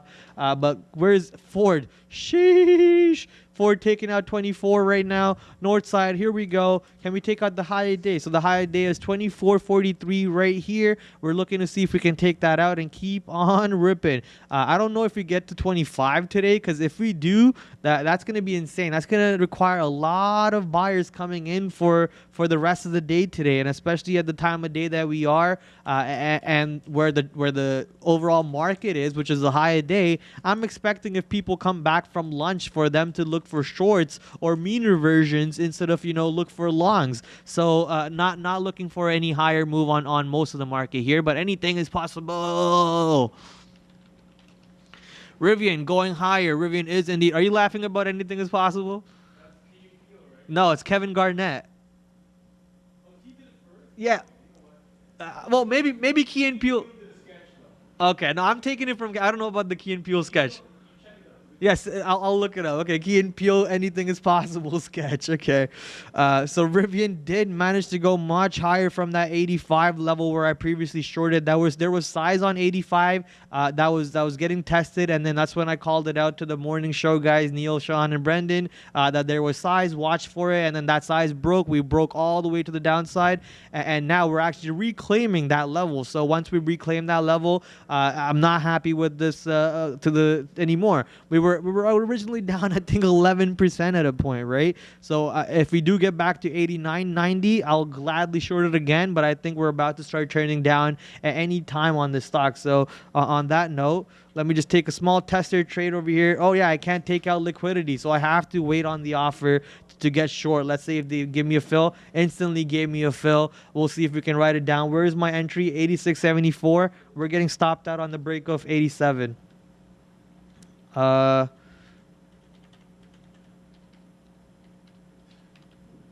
am I doing? How does the order type even go? I'm forgetting the order type. Whatever, I'll just manually stop myself out. I'm forgetting the order type right now. Drawing a blank for some reason of how to send this order type. I can't, whatever. Seems like Day Trade the World has a lot of chat loading issues. I'm not sure what that means, obviously. I have no clue what that means. I don't deal with the Day Trade the World office directly. I'm not the office manager, so whatever it is that you have to deal with, your Day Trade the World manager on your end. So here we go. Rivian shorts paying off right now. 26 cents in the money. How low can we bring this stock back is the question, obviously. My first target would be around 84, and then I'll hold the rest for a bigger down move. Looking for a move in the market, and the market is paying me. So here we go. Amex on SPY. SPY is coming back through the high of day or previous high of day. We're looking for, where is it? QQQ on NASDAQ. Also coming back through the high of day over here. Getting rejected. Looks like they're not going to keep on ripping as I want them to, but they're going to instead move in the direction that I predicted them to. So Rivian is now coming down. Let's see if we can bring this bad boy much, much lower. I like this message from the Playmaker88 on the chat. Wow, I just was looking up my membership. 1 year, 28 days. That's so great. Like that one I'm talking about, guys. We're a real community, real family. The show will stream on YouTube for 2 years, and you've been exactly the half of that amount. We're a real family. We spend every day together. And guys, we really love you. We win together. Winner. For fans, we lose together, we learn together, we have fun together. We really love you. Thank you, everyone, for being with us, and of course, thank you so much for all the members. We should look at who our oldest member is. I think Playmaker could just be the oldest member at that point. Like 1 year, that's big. He's been our member for 1 year and 28 days. 18 months? Wow, that's big, man. Wow, thank you for all the love and support that you guys show this channel, because if you guys didn't, this show would not exist without that love and support, hands down. Like Market Movers would not even be a thing without you guys showing love to the morning show and then continuing that love onto me and Miss V. So, love you guys. We love you. Yeah, we love you guys. All right, where are we going to? I've been here much longer than a year. Sheesh, man. You guys are awesome. Okay, so we're looking for market moves continue to the downside. Looks like we're gonna stall off a little bit on QQQ and on on spies on the down move over here, but I want that move to be extended a little bit more. Apple, somebody said great call on Apple. Honestly, I don't even remember what the call out was anymore because I'm just out here throwing calls like left and right. So if that call helped you out, let's go. Beautiful short, I guess. Right now, we're just waiting for the market to retrace a little bit more to the downside. What do you think about the SoFi or short SoFi or Palantir? Don't short SoFi, please.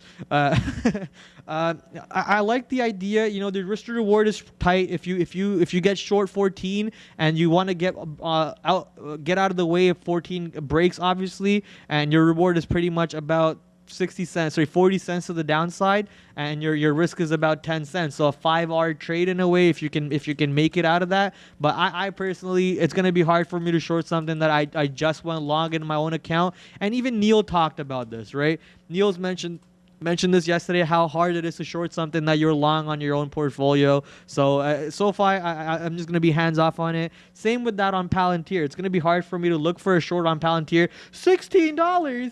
What? Oh my God. Okay. Palantir, big down move. Aunt Kathy, come on, man. Are you going to buy 200,000 more shares today and push the stock even more? Like every time she buys 200,000 shares, I'm getting destroyed over here. So flat on the day today, but Aunt Kathy burning my account to the ground, yo.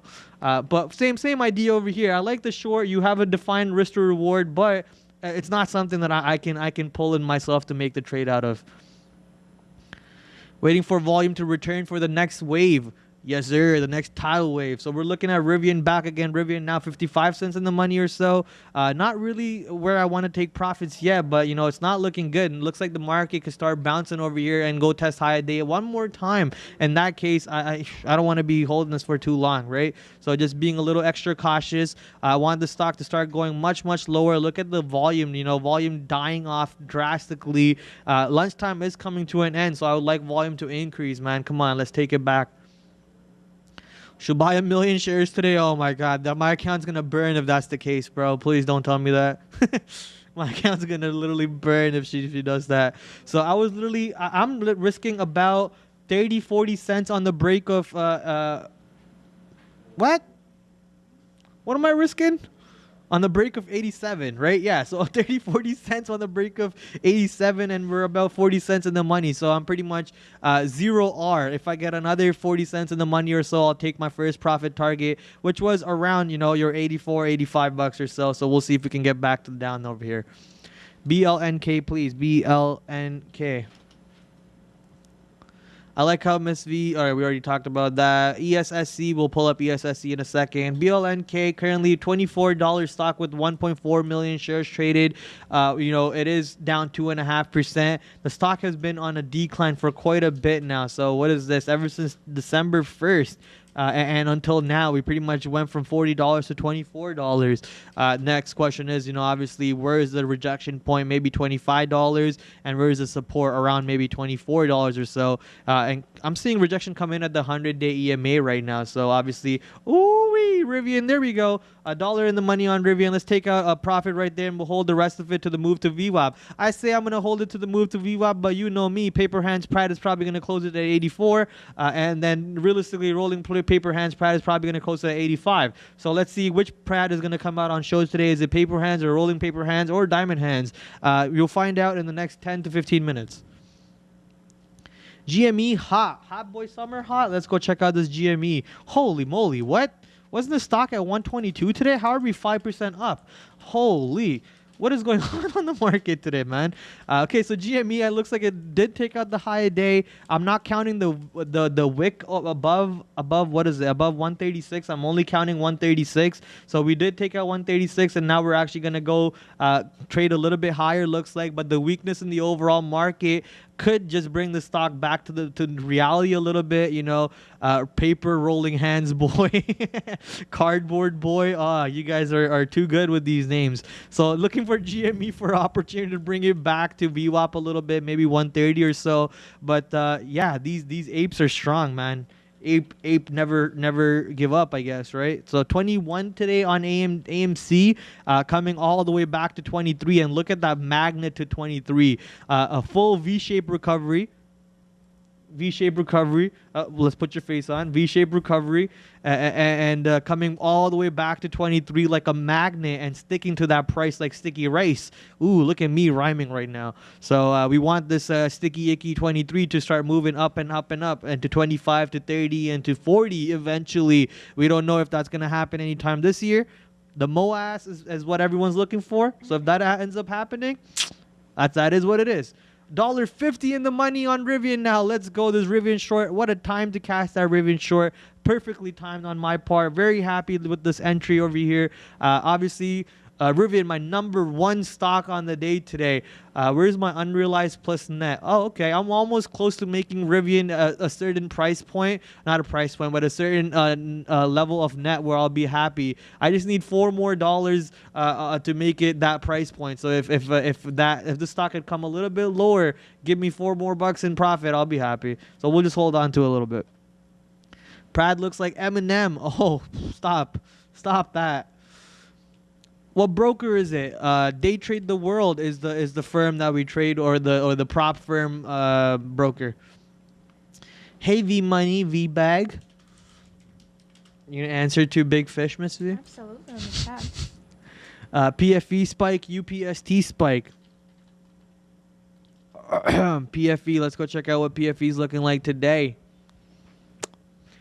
Pfizer, we already covered Pfizer earlier, which was actually down 0.5%, and we're still down 0.5%, just stuck around the 100-day EMA and the 50-day EMA, not really doing a whole lot, but good to see Pfizer above 55, which was around yesterday's barrier. So look at this. Yeah, yesterday we got capped off at 55, and today we're well above 55 right now, and looks like these dark pull wicks were testing 55 and bounced off of that too. So looking for a little bit bigger move on PFE to the north side, especially with the catalyst that it has about the years 12 to 16, I believe. If I got the age range wrong, I'm sorry. But with that catalyst on BNTX and Pfizer, I'm looking for a positive move. But like in BNTX, even though we had a negative move, we are back into the positive note, almost 1.5% on BNTX over here. Lucid is pumping. Wow, Lucid's still ripping. So Lucid did take out 38 to 38.13 and gave us a weak break. So maybe this is where I get short on Lucid. Is it on SSR? Oh right, I forgot this. I have to pay for shorts on this. I forgot. So if you have shorts on Lucid, I personally would be getting short right here and risking the break of 38.13. So maybe around 50 cents or so if you're looking at it, and ride the stock to way more than 50 cents of a risk to reward. So have fun riding the stock. I'm not paying for shorts at this time of the day. I wish I knew that Lucid, we didn't really have any shorts back in the morning. So right now I missed out on this opportunity. One more time. Does Hood ever go green? Wow, Rivian $2 in the money right now. Let's go.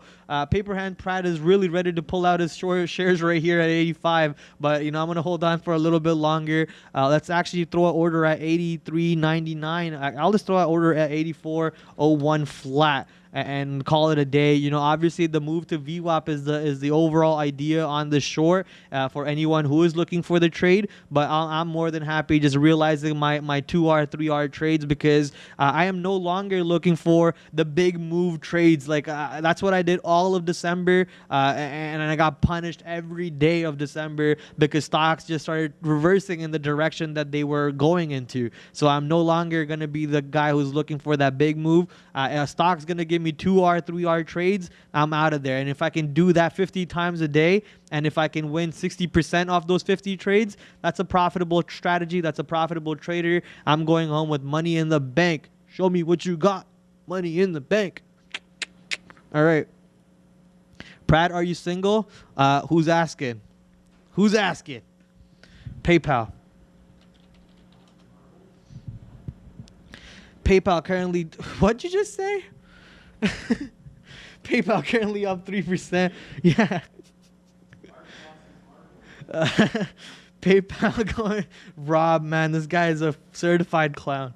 PayPal up 3% to the north side today, 194. Looks like we got a weak break of 194 with the overall market move. This is where I would have gone short, 194, 195. Look at the high of yesterday, around the same prices, and yeah, so basically using that same idea to get short. Obviously, there is this consolidation levels on PayPal around 193 that if the stock doesn't take out this 193, I'd be scared, right, on the short side. So be a little careful. Your NASDAQ has already come down quite a bit to the point where PayPal might not go any further. So I'd be hands off. I'd wait on it a little bit longer.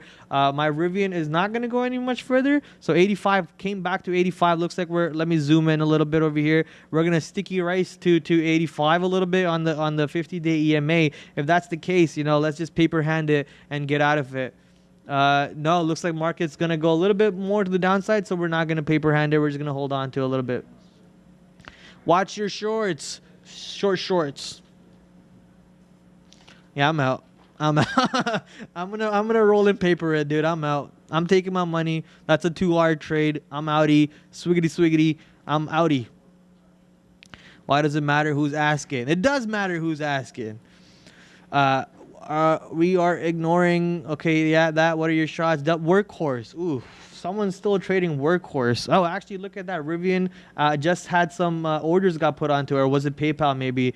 Some inverse orders got put onto PayPal right now that I missed looking at. So anyways, going back to what I was looking at. I was looking at Workhorse. Workhorse with 3 million shares traded on a $4 stock. This stock has been beaten down so hard. Holy moly. Workhorse, where were we previously on the yearly? So we were at $42 and now we're at $4. My goodness.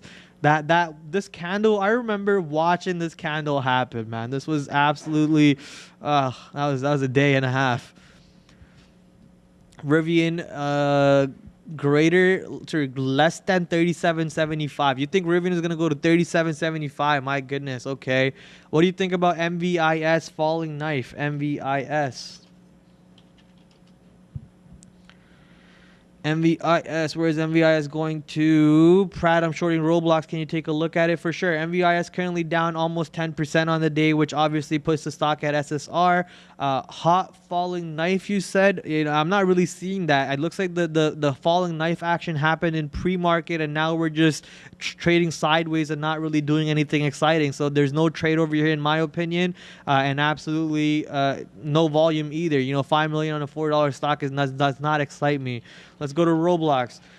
Someone said they're shorting Roblox, and Mookie Wilson also came up and said he likes a Roblox short here.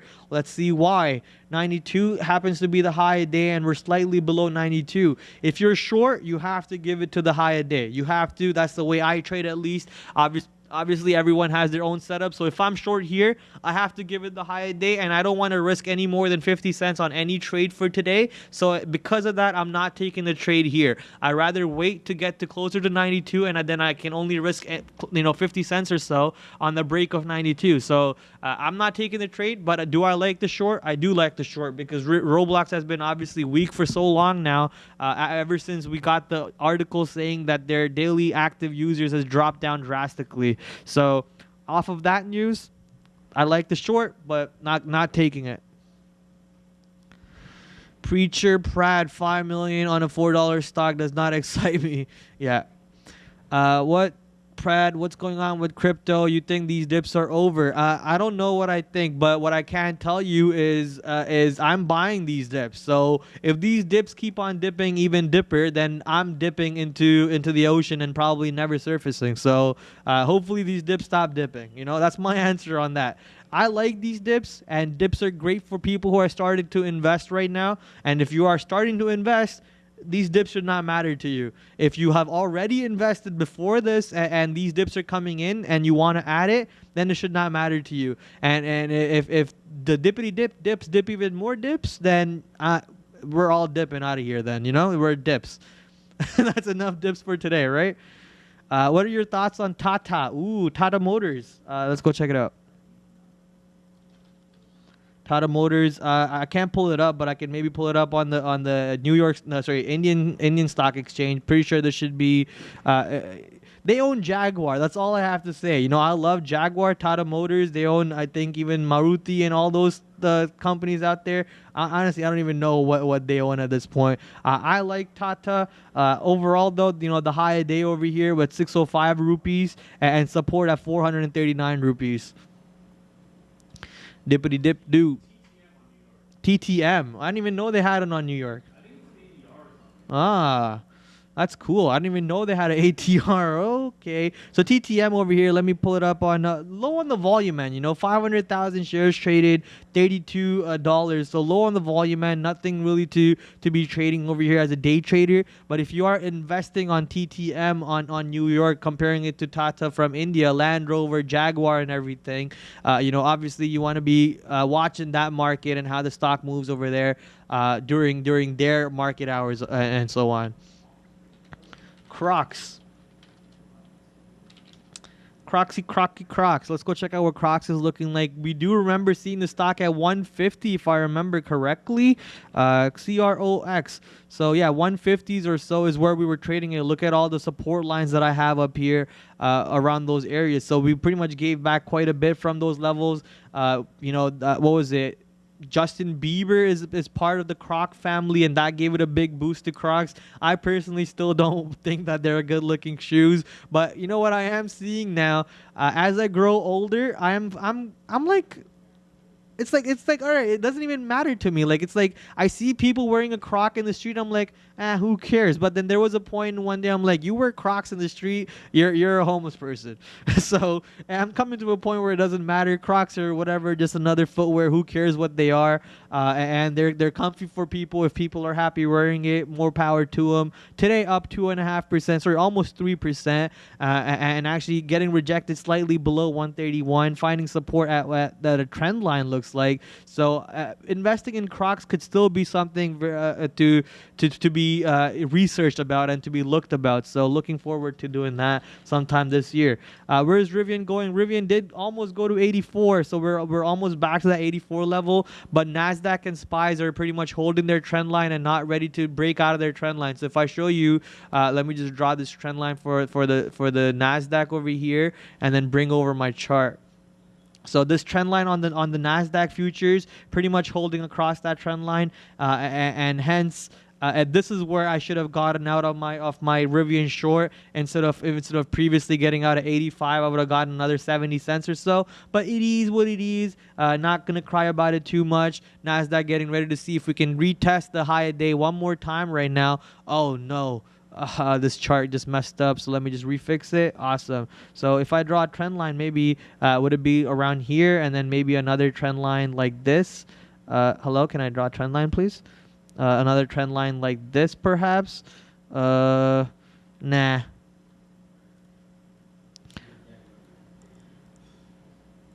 All right. Neo slippers with soles. What? Where is that comment even coming from?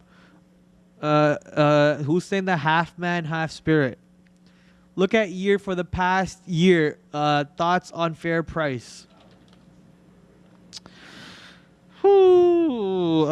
Fair price is kind of like a myth, if you ask me, man. There is no real fair price. You know, fair price would indicate that the stock would stop trading and be there until another big catalyst comes on. So like I don't know if fair price, the idea of fair price even exists. The market is trying to always find fair price. You know, the market's trying to perfect the stock to the price by finding buyers, finding sellers, going up, going down, finding where the normal point is, where the median is, right? But it never happens. It never happens. So that's why for me, I don't believe in the idea of fair price. Even though I say a firm should belong in the 140 to 130 or whatever, nothing should belong where it belongs. Market will do what market wants. Market will be irrational 100% of the time longer than you can be solvent. So forget about fair price. Just trade the market the way the market's giving you information is the way I like to look at it. At least being a day trader, that mentality helps me. But if you're an investor, then obviously fair price and buying the right areas and everything comes into that point. And for that, you want to look at fundamentals, right? You want to look at the company and how the company deals with things and so on. So that's why Rivian coming off the bottom. It's ripping off of 84.30. All right, so there you go. Moving exactly like the market would move and predicted that move too. So I'm very happy getting out of Rivian, but also gave you that short for you guys. Multiple R's in the money for Rivian. So let's go. AMD for a long. Yeah. I like the idea, but I don't like how we dipped further than the previous low where we went long. I do like the idea, but I personally don't like how much further from my previous entry we are, which was around 135, right? So maybe if the long ends up working, you just get a way better price for your exit, but we'll see. Maybe I'd rather wait for 134.50 instead. So I'm a little hands off right now. I like your cut, G. Thank you, brother. There are only two stocks today that stand out of chance of doubling or tripling. DMTK and maybe SoFi if they get their charter. So DMTK, we haven't talked about it all day. 400,000 shares. So I don't know if the stock is doing anything today. So forget about this one. And SoFi. If SoFi is going to do anything, it should have done already.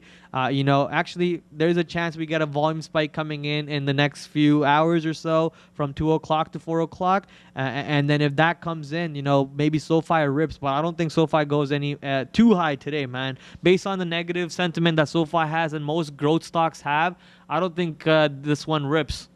Or either of your calls rip, to be honest. But I could be wrong. It's just me, my idea. Prad, is the metaverse the metaverse the new Bitcoin? No, Bitcoin is Bitcoin and the metaverse is the metaverse. So I don't know why you would say that. GME rolling over a bit. GME rolling over a bit indeed. So it looks like that 138 or so coming into a rejection. Sorry, 137, 136.84 is where it's turning off. So 137 rejection coming in.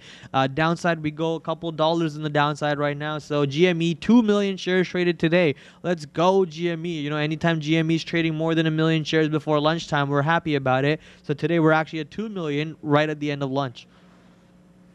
Hi Prad, when I was on my way back, I was thinking, if we are already at 1,000 likes, guys, we are not.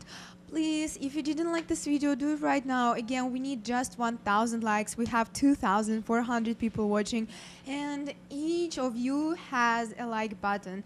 If you don't know where to find it, right under this video. We need just, how many? 150 more likes. Please, let's do this. Someone's just asking me where did I get Meta and am I picking up more? So I got Meta at 15 bucks, and no, I'm not adding to any of my positions. I'm just bag holding all my long term until they start giving me some profits, and I'll only add to profits. At this point, I could buy more over here, and I can try to bring my average down, but I'm not too far away from my original price. I'm at 15 on Meta. On Palantir, I'm at 1840. On SoFi, I'm at 15. And on DraftKings, I'm on 27.50. So maybe DraftKings is something I could worry about adding to my average or something. But at the moment, I'm not worried about adding to any positions. I'm just gonna hold it. If DraftKings goes below 20, maybe I'll add to it. But right now, nah, not really. Facebook cooling off. Where's Facebook going to? Facebook indeed cooling off a little bit too. The overall market cooling off. Looks like the shorts are now starting to move to the downside. Stop doing this, man. God damn, you're so annoying. Okay, so there we go. That trend line break coming in on the futures for Nasdaq. So this could mean a little weakness coming into the overall market. SPYs are also cracking to the low side right now. Shorts are going to start paying off. So that could mean my Rivian is going to make me regret a little bit. Let's go check out my Rivian trade. Where is it? We're going to probably go to VWAP right now, and we get to say, ha ha ha, another day, another paper trade presented to you by Trader Prad. You all are awesome to spend the day with Miss V. You are the sweetest, hardest working person to learn this she is. She puts in a lot of work for this. That's so sweet, guys. I love you all. There we go. 8401 was my order on Rivian. If I stuck to that order, I would have just gotten the fill. Ford continues to go higher. Ford, sheesh, really. Let's go check out Mango Lassi. Come on, bro. I'm lactose intolerant. I'm not drinking that garbage. Nah, it is good though. I do like Mango Lassi, but I can't drink milk too much. It's a milkshake? It's like mango milkshake, yeah. You can buy it in Canada? Like some places. Okay. You want to be careful where you buy it from. Yeah. At least that's what I would say. It's like not every place makes it good. Okay. Right? What's your favorite drink? Like if you would have to drink only one drink. Alcohol. Which? Whiskey sours. No water? Whiskey sour. Water or whiskey sour? Whiskey sour. Okay, cool. AMD can added for long now. Okay, let's go check out AMD.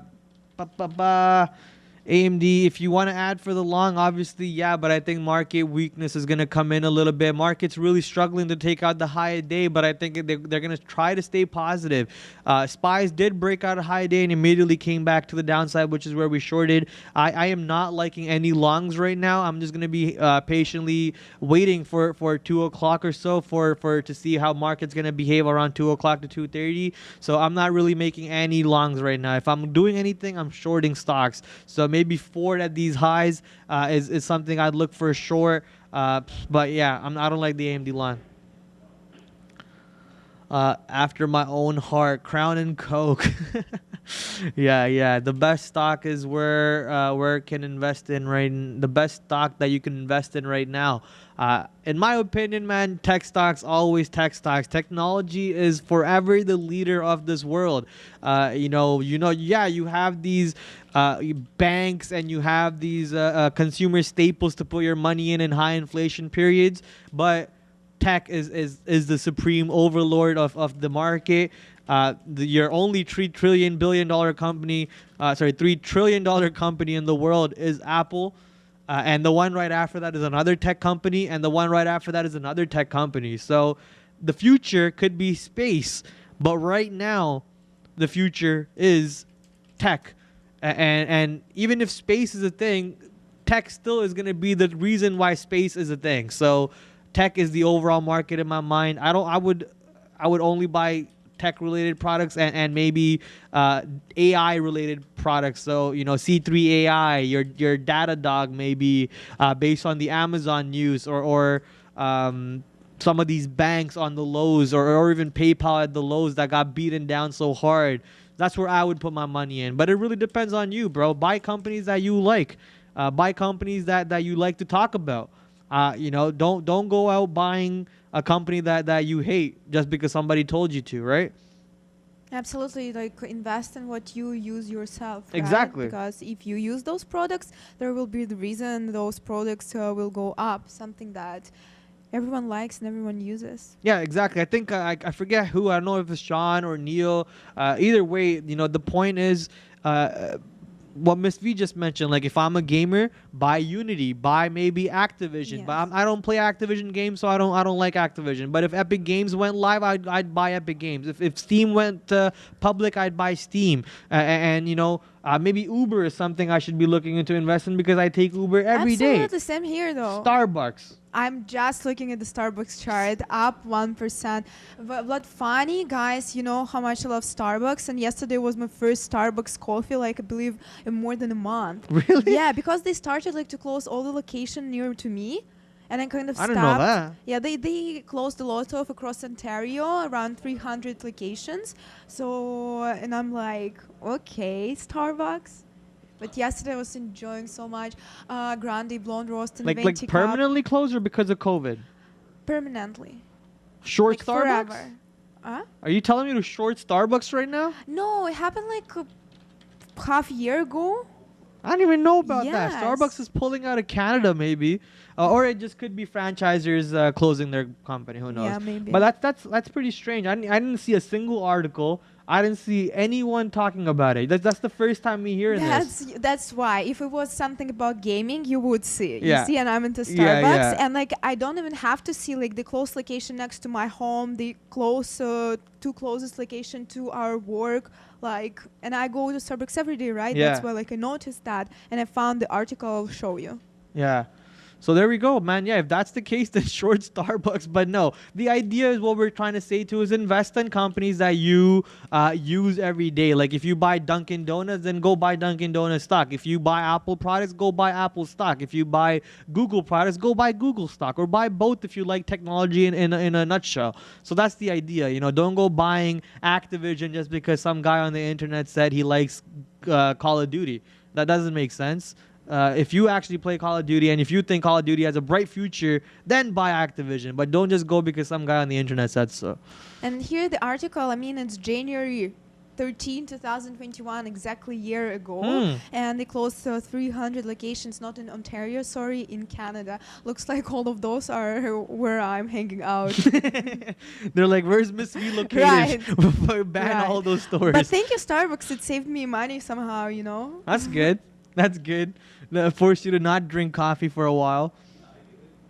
It's been 2 years now. Yeah, I didn't know about any of that, man. Obviously, I don't trade Starbucks. I don't drink coffee. I have drank coffee, but I've never enjoyed drinking coffee. Like, the taste of coffee is like, ugh, I absolutely ate it. They I have can't. cool frappuccinos, teas. Well, like Starbucks, yes. Starbucks, peach green yes. tea lemonade is my favorite. Starbucks, yeah, you can switch it up and everything. But even Tim Hortons, I guess every place you can now, right? Yeah. So here we go, guys. QQQ broke that trend line. To the south we go to VWAP right now. Something similar on your SPYs also. So downside on the overall market. A firm should start going to the downside too over here. No, a firm's not really going to the downside. So let's go short a firm. Is it SSR? Huh? There we go. We're short a firm right now. Let's ride a firm to the downside along with the overall market. Let's see where we can ride this one too, obviously. And AMD and QQQs are all coming to the downside. Let's go check out AMD. AMD, there we go. Much, much lower. This is why I said I don't want to go long right now. 134.30 coming into trouble. Let's see if we can find support at 134 or 133 instead. NVIDIA. Whereas NVIDIA going down to VWAP right now too. Microsoft's probably breaking the lows to MSFT on New York. There we go. So on NASDAQ, sorry, going much, much lower.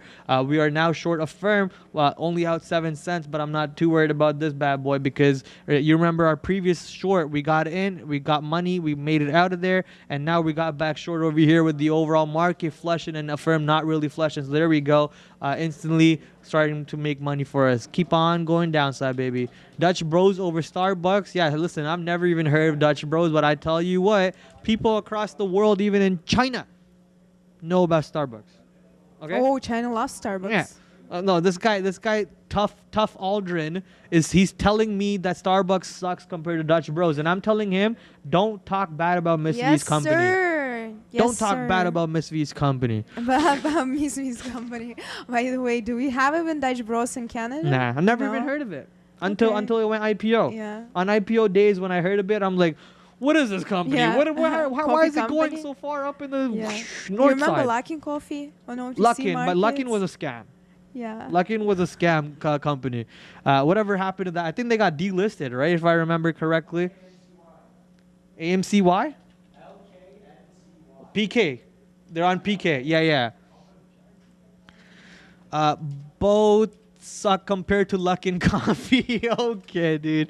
LKNCY on pink sheet. So I remember trading this on New York, if I remember correctly, actually. And the stock was a beauty of a short on the day that the short report came out. So here's your Luckin Coffee, $9 on the pink sheets with 1.3 million shares traded so far. So OTC, baby.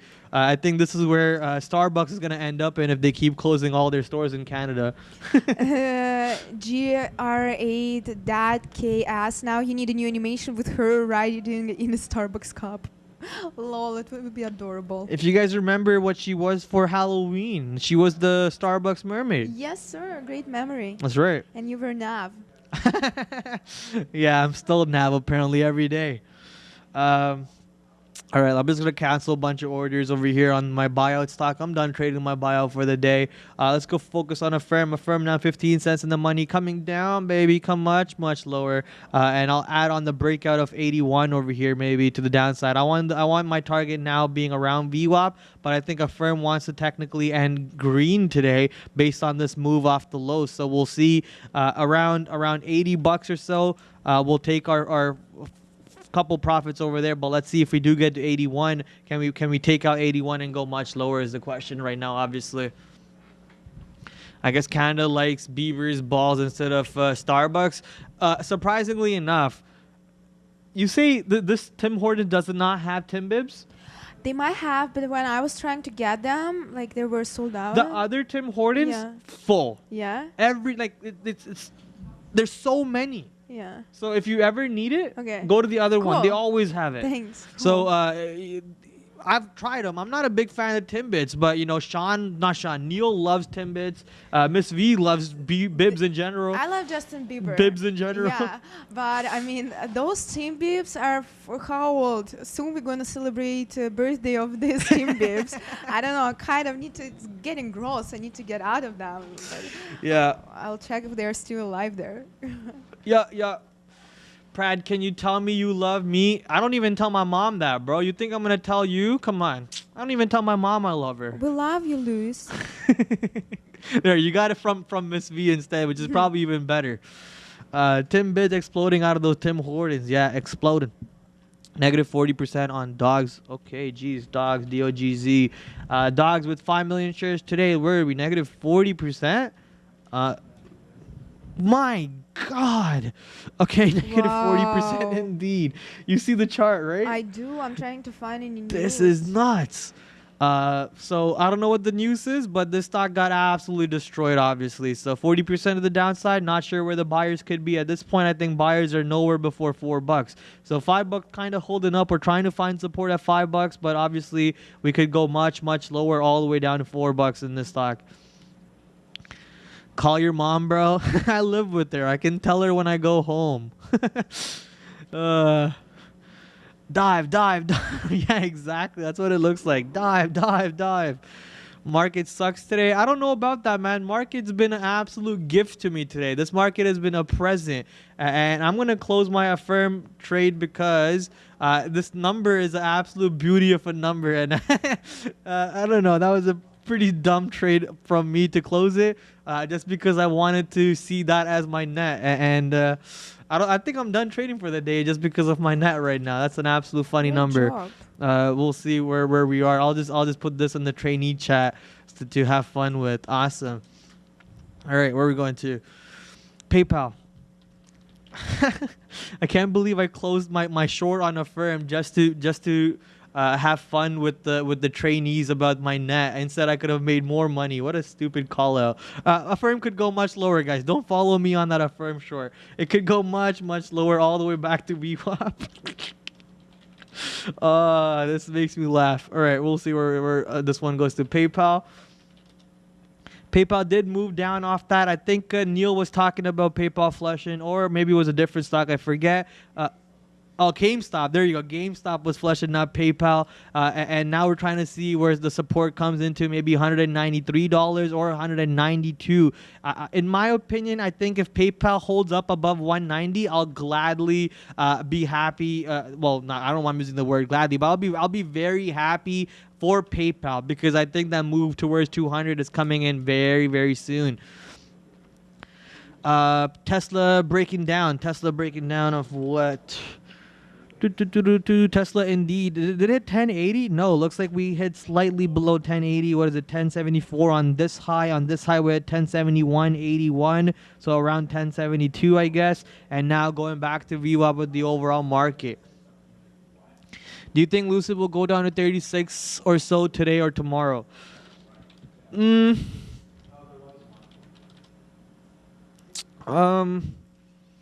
Lucid could go down to 36. Yeah, I could see it go down to 36 because the VWAP is around there. So, you know, there is a chance we find support above 36, around 36.30, 36.50 later on in the day if the stock does manage to come back down. But there is a chance that, you know, we go back to VWAP straight, which is $36 later on in the day. Is OKTA a good buy? OKTA. OKTA. Currently for day trade, maybe, you know, you wait for the VWAP entry instead, which is flat at 200. That way you have a better entry, and if 200 breaks, you're only risking about 50 to 70 cents on the break of 200. So that's a better stop in my opinion. How do you determine the trend line or the trade line? It's what's the word? it's speculative. Is that the word I'm looking for? Everyone has their own trend line. You know, at the end of the day, there's a hidden rule for trend lines, which is like you want to make sure when you're drawing a trend line, you want to do it for preferences. Thank you. So that you want to make sure that most bottoms or most tops are touching that trend line, right? So that's the idea behind it. But you know, your trend line could be completely different from my trend line, whose could be completely different from Sean's and Neil's. So at the end of the day, it comes from what you pick as a trend line. For me, I look for how many bottoms can touch on the bottom line and how many tops can touch on the top line. So right there, a couple of tops are touching the top line. And that's where I would have. That's the kind of trend line that I would be using as an overall idea. So very, very preference based, very respective, objective, speculative, whatever the word you guys want to use. This isn't a thesaurus class. This is a trading class. FB. All right, I'm getting too excited today, man. I'm gonna lose my voice tomorrow. I already know it. I've been so excited today. I'm gonna for sure lose my voice tomorrow. All right, Facebook. Coming back to VWAP, beautiful move on Facebook over here, along with the overall market. Getting ready to see if I can take back short on a firm on the break of 81 over here, and ride it back to VWAP. But obviously, a firm has some strength over here around 81 or so. Trying to see if we can get back to 85. This beat down on a firm today was too much. This is too much of a beat down on a firm. RBLX. Where's Roblox?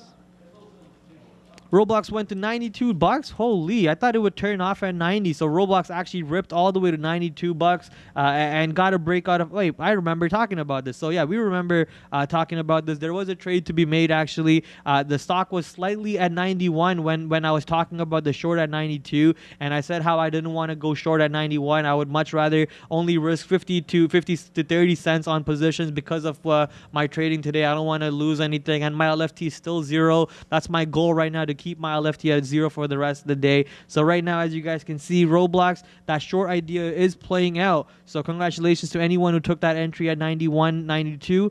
Your target's obviously being way under $90 if you ask me. Probably around 83.30 for the first exit, and then the next exit's around VWAP or below VWAP. You should learn some of the common patterns at least so you can speak on them here. Maybe not. I don't use them, so maybe not.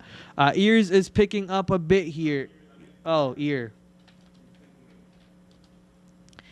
Year with 100 million shares traded. This is what we want to see on stocks that are doing absolutely. I mean, this is what you want to see on stocks that are like below $5, right? You want to see a lot of volume, 100 million, 200 million. So year over here on Nasdaq. Remember when I said that we're looking for a retracement back to VWAP with the increase in volume? Well, look what we got. This pattern is so easy. This pattern is a dime a dozen pattern. I've seen this so many times, right? So I guess starting now, I might have to start actually making a trade the next time I see this pattern, which is a pop in pre-market, a drop off the open, consolidation around the EMAs, and then a move off the EMAs back to VWAP later in the day. This pattern, I've seen it a million times so far. So the next time I see this pattern and I talk about it on the show for you guys, I will take the trade with you. So congratulations for anyone who pushed that long over here and is now riding it to VWAP. Prad, can we take a look at VCRA on New York? It's mobile operator company.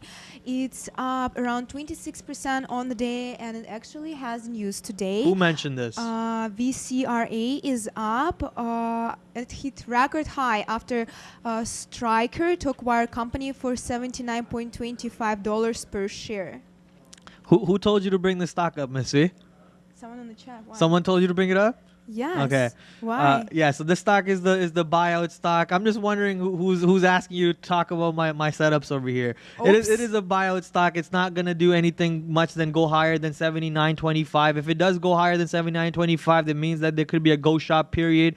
These setups are most likely not gonna help people with high trading fees, or especially someone who doesn't have the opportunity to collect fees while you're providing liquidity. So the idea is the stock should not go higher than 79.25. Because it's getting bought out for $79.25 cash, and if it trades higher than $79.25, then that's a couple questions over there that you got to ask yourself, and you got to start doing some research on that end. So that is VCRA, lol. just getting bought out once again. Something similar to CERN. If you guys remember me trading CERN, I think this one's getting bought out for 95 bucks. Also traded this one today, but I was having more fun on the other buyout than this buyout, and that's the end of that. Interesting. Yeah. Strategy. Yeah. Usually, it's not everyone can use a strategy. It's like with direct access market is the most helpful for that strategy. That's why we don't talk about it too much on the shows. People. It's going to be easier for people to take these trades where it's just one entry and one exit or multiple exits. But on these buyout stocks, you're taking like 15 million entries and 15 million exits, and your fees at that point are probably going to be $1 million. Whereas my fees are actually negative on the day because I'm collecting fees. Cool. Bed Bath & Beyond one more time. So Bed Bath & Beyond actually up 8% on the day today. Where is Bed Bath & Beyond going to go to? Holding up slightly above both the EMAs, the 50 and the 100-day EMA on the 3 minutes. Sorry, not the 30-minute.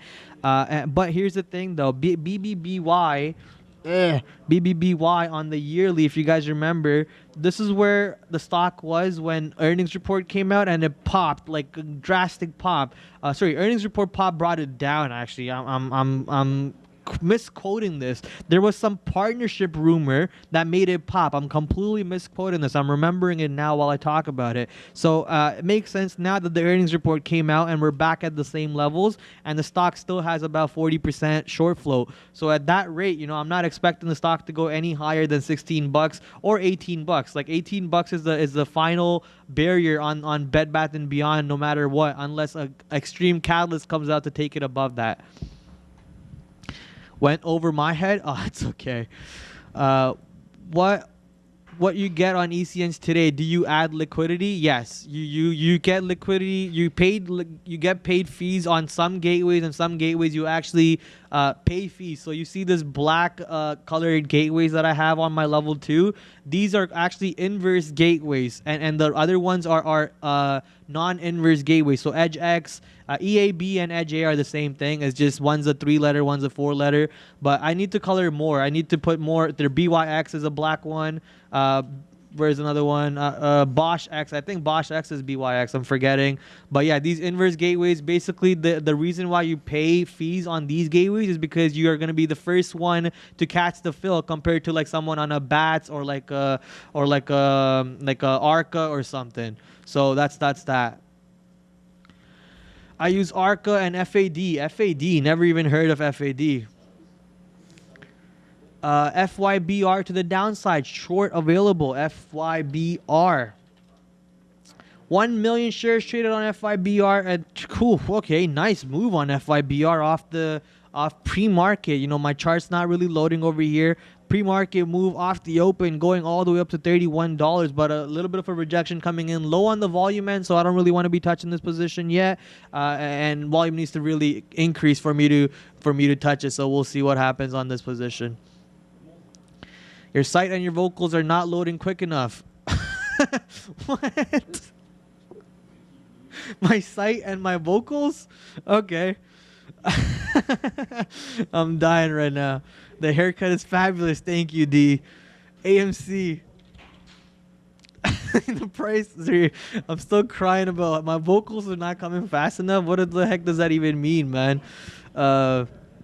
AMC holding off at the bottoms over here. We're trying to see where AMC can rip to at least. Obviously down on the day. We were flat on the day at one point, and even positive on the day at one point around 23 bucks. I'd like for AMC to hold at 23 and not go back to the downside, which we're doing right now. So as long as I think AMC goes above 22 to 23 and closes in this area, I'll still be happy, and so will the apes. But for myself to go long on my own account for AMC, I'm not going to be doing that until we go below $20. Maybe around $16 or so is where I'm looking for. Miss V. $1 short on BLI. Where are we at on the counter, Miss V? Let's go check it out. Indeed, guys. Ooh. We need just 48 more likes to get to 1,000. Less than 20 minutes left until the end of market movers, and we need your support as never, team. literally less than 50 likes to 1K. Please help us to get them right now. Be kind, and likes add a nice point to your karma. Going back to a firm over here. Oh, a firm didn't actually go much lower than my exit over here, so I guess I can be happy a little bit. Market just holding off at VWAP, and by market we're talking about spies Yes, first this time. Ooh, sir. scared the crap out of me, Shimmy, Miss V. shimmy, shimmy. Shimmy time. Ooh, you want me to go? Team, you're extra? the best. Here's your extra shimmy. Yes, please. Oh yeah, do this. We got like a clock time. We got shimmy time. We need more times. We need more. We need all around the clock time. We need segments all over the place. I'll let Miss V read that whenever she's ready. But in the meantime, I was covering spies. So spies over here getting ready to bounce off of VWAP, and same thing with QQQs. Yeah, we've got a super chat from D Queen. Hope I don't really understand what you mean, but thank you very much for your super chat. I have to feed fantasy with reality, pictures and face. Grape, grape, grape, grape. Future fruitions. Okay.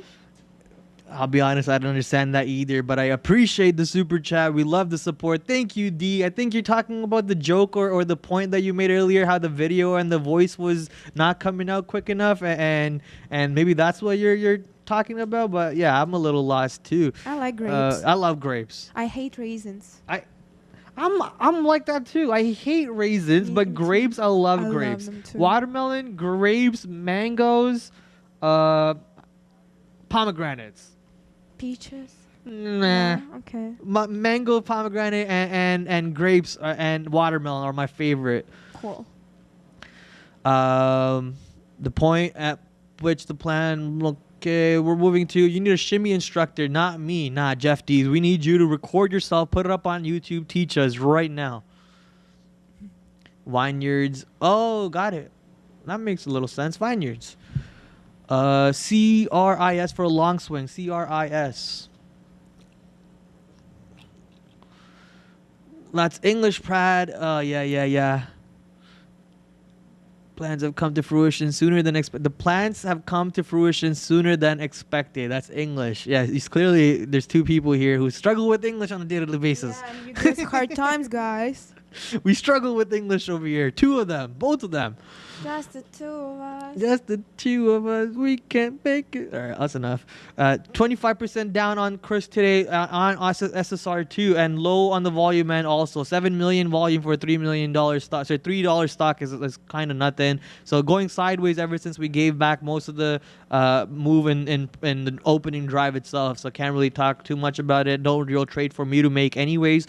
Disney. Let's go check out Disney. Disney was on the watch list. So today, Sean was kind of regretting about not making the best trade about Disney. He even had the right idea about it. And, look at this, man. This one ripped. His sticky note outlined exactly what to do, and that's all you need to do. Follow the boy sticky note. Go hit him up on the Twitter Spaces. I don't know why I said Twitter Spaces. Go hit him up on Twitter. He's not in Twitter Spaces. He's on Twitter. And ride that rocket with his sticky note, man. I think most of his positions today were just worked. So if you did that, there you go, Disney, 1.5% right now. Where is the barrier, though, obviously, is the question. On the dailies, I see 157.30 kind of coming into play, which is where the high day today was, looks like. 157.30, there you go. Exactly 157.31. Chocolate-covered raisins are okay? Yeah, I don't know about that. I don't know about that. If you're giving me chocolate-covered raisins, I'm probably saying thank you and throwing them in the garbage without you seeing them. So I don't know about that. I'll give it to Neil. I'll give it to Neil. SoFi is TOD. Oh, sorry. Prad's all about writing. Okay, dude, chill out. Man, beyond today, BYND. Is it still ripping? Wow, we have a biggest super chat, I believe, for the whole history of market movers from D Queen. Yes, whine. We always whine about anything good, bad, or ugly. Just bear and we bull percent and markets. Thank you, D Queen. It will stay in the history of market movers. Thank you so much for a $50 super chat on there. I hope you're having a wonderful, profitable day and you just decided to share it with your fellows, Mr. Prad and Miss V. Thank you, guys. And thank you to every and each of you for any support, becoming a member, for your support on the chat, for helping us with stuff, for everything, just for being with us, for watching and giving us your likes means so much to us. You are the best, and we love you, trading family. Miss or Mr., whatever you go with, D Queen, you're the best. Thank you for the love. Thank you for the support. This VRCA is popping again off VWAP. Are you serious, DRCA? So much money to be made on VRCA today, or sorry, VCRA. Beyond over here today. Beyond, obviously, I said I would short 65. Did not take it. I would not short anywhere before 68, and we're sticking to that price point. But there's a triple top over here around 67. You could go short around 67 and risk the high day break. Sorry, risk the 67 break or risk the high day break off pre-market, either or, up to you. But I'd much rather be hands off right now, because no trade for me. But Beyond's so strong, man. Look at this move. Yesterday gave back everything, and now we're gonna reclaim everything. Like, what's going on here? Tomorrow we're gonna give back everything again? Question mark? Like, what's going on here? And is this price discovery? Like, is this what price discovery is? Who's making this market? Like, what's going on, bro? Check DLTR. Well, I love it. Policy Trades AF. Where's this Twitter handle for the sticky note? Lol, are they better than Palancy Insider Traders? The sticky note is Golden Nuggets, and I'll send you guys the link. Just follow all of us on Twitter, and of course Sean, because every morning he posts his sticky notes. Sticky Note Nation. There we go. He just put it up in there. In the chat by himself. The boy, the man, the myth, the legend. Where are we going to next? Tesla is still struggling to get back to 1080. So looks like that 1080 is going to be somewhat of a barrier for Tesla. Maybe we'll see tomorrow. Oh, wow. I can see. Wow, guys, what a day. This is the biggest Super Chats day in the history of market movers. We love Unique Ganguly. You guys just made me a boatload of money today. Thanks for that, and a lovely show. And I just needed to spread the love here.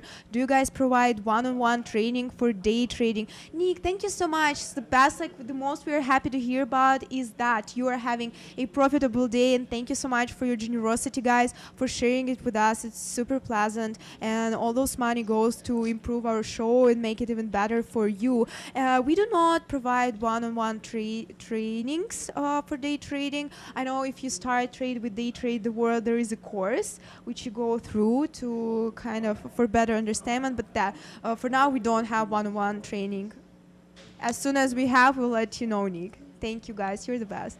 Yeah, no one-on-one training. I think Nick just wanted to beat the record for the best donation. The auction, you know? The auction. Yeah, who's gonna be the go. best donator? Who's gonna be the best supporter? You're all great. We got another one. You guys are on fire. Boogaboo 20. I like your name. Thank you very much for your super chats, guys. You just made our day. Thank you so much. You're so kind. Everyone, man, everyone, even the ones not sending super chat, we love every single one of you, and thank you for supporting us with every single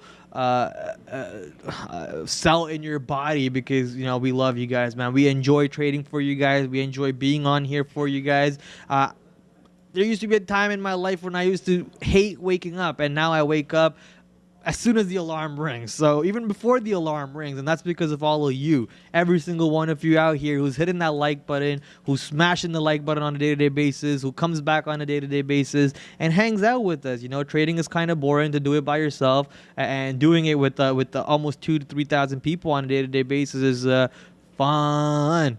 And you guys can do that too. You know, you guys have this chat over here, but also we have another chat, which is Discord. So if you do / Discord over there, people are talking about stocks all the time. They're also posting pictures of their dogs, their hedgehogs and whatnot, animals that they have. People are also playing games in there, such as here, I'll actually show it to you. Where is this? This is the Trader TV Discord right here. You know, we have a Discord loyalty area where you can do /work and then do /dice, maybe 240, which is the highest amount. Let's see if I win or lose. We'll come back to that one in a second. I roll 3 and a 1. What does the bot roll? The bot rolls 4-1, so I lose my 240 bet. Thank you, Discord, for taking my money away from me. But the main point is the market hours chat. People are always talking about stuff. There's memes over here. There's pictures of dogs. Where's the pet pictures? There we go. Someone posted a new picture. Oh, that's a nice one. He's about to eat a noodle. It looks like he's about to eat a spaghetti too. Where's the meatball? Where's the sauce on it? Everything's missing. What's going on over here, my friend? But yeah, look at all these cute pictures. Come hang out with us on Discord. Do !Discord. D Queen, another super chat from you. Thank you. My only day to use my eyes and look, not listen. Well, glad to hear. Thank you for both listening and watching to us. And again, thank you everyone for such a great support. You're the best, guys. Yes, sir, and ma'ams, and other animals that are on there too. If you're listening to us and if you like us, thank you for watching us, animals. How about Tesla? Tesla on NASDAQ. So Tesla coming back a little bit to test 1080 again, maybe. You know, obviously it's kind of sideways, not doing anything exciting, not doing excitement like yesterday or the day before that. So little bit gassed out today on the overall market. Still, yes, a great day for me. Oh my god, god! is on fire. This one is to one of the Queen. Lol, enjoy, guys. Thank you so much. It's indeed auction. Someone says donations war. Call it how you want, but thank you so much, guys. Wow, Nick and D, you were on fire, guys. I wish you a lot of profitable days. You deserve it. Your generosity will pay you back. Nick Ganguly, yo, you're out here today, man. You're just trying to one-up everybody. Thank you, my friend. Obviously, guys, it's not a competition, but I'm not saying don't fight, you know. more fights equals more money in Sean's pocket. So let's bring it. Keep on bringing that fights, baby. I love it, man. That's a beauty. Thank you for the support, everyone. 101 next as Playmaker. Overwhelming. This is something scary right now. I don't know if you guys see this, but 166.66 is sticking to Tesla. You guys focusing on this? Look at how 166.64 is like a sticky price. It stood there, it wasn't moving, and I was watching it while I was talking to you too. Let's see if it happens again. 166.64. Let me see that iceberg on there. There's an iceberg on 166.64 on Tesla. Like, who's using icebergs on Tesla? That's weird. I really want to stay on here a little bit longer. Like, that's such a random spot to have an iceberg on. Maybe not an iceberg, but it's pinging it. There we go. Once again, we're back to it. There we go. It just shuts off. Like, as soon as we hit 166.64, it just shuts off on the downside. Now, okay, there we go. Once again, 166.64. What is going on with that price? Finally got taken out. It was like sticking to it too much. I didn't like the way it was sticking to that number. Market makers love to ping anything they can ping with 666. I know, me too. I would do the same. Trust me, I would do the same. You two make a market. Do we make a market? Oh, shoosh. Muskberg. Ooh. I get it. I get what you're saying about Muskberg now. The donations go to the channel itself. Yeah, the donations are going to go to buying new equipment, guys. You guys heard about the revamping that we're going to be doing for this studio too. More cameras, more work for Miss V to click on buttons because more obviously... More cameras? Yeah. Really? Yeah. Fun. No one told me about this. More cameras. We're getting a green screen over here too. So it's going to be whatever so we want in the back. Yeah. It's going to be fun stuff. Yes, sir. We can change the background anything if we want. Yes. Let's go. It's going to be a lot of fun. Market movers. Upgrade. Yes, so sir. New year, all new of these super chats are going to go to that. Thank you, guys. And again, I remind you, all the money from the super chats go to improve our show for you and make more interesting, fun, and helpful stuff for our dear trading community. 1 in a million. No one like TraderTV.Live community in this world. Absolutely nobody, baby. Nobody. But us. Where are we going to? We will change the angles, location, everything. Oh, can we go to, what's the place we wanted to go to stream from, Miss V? Las Vegas or something? Yeah, can we stream from Las Vegas instead then?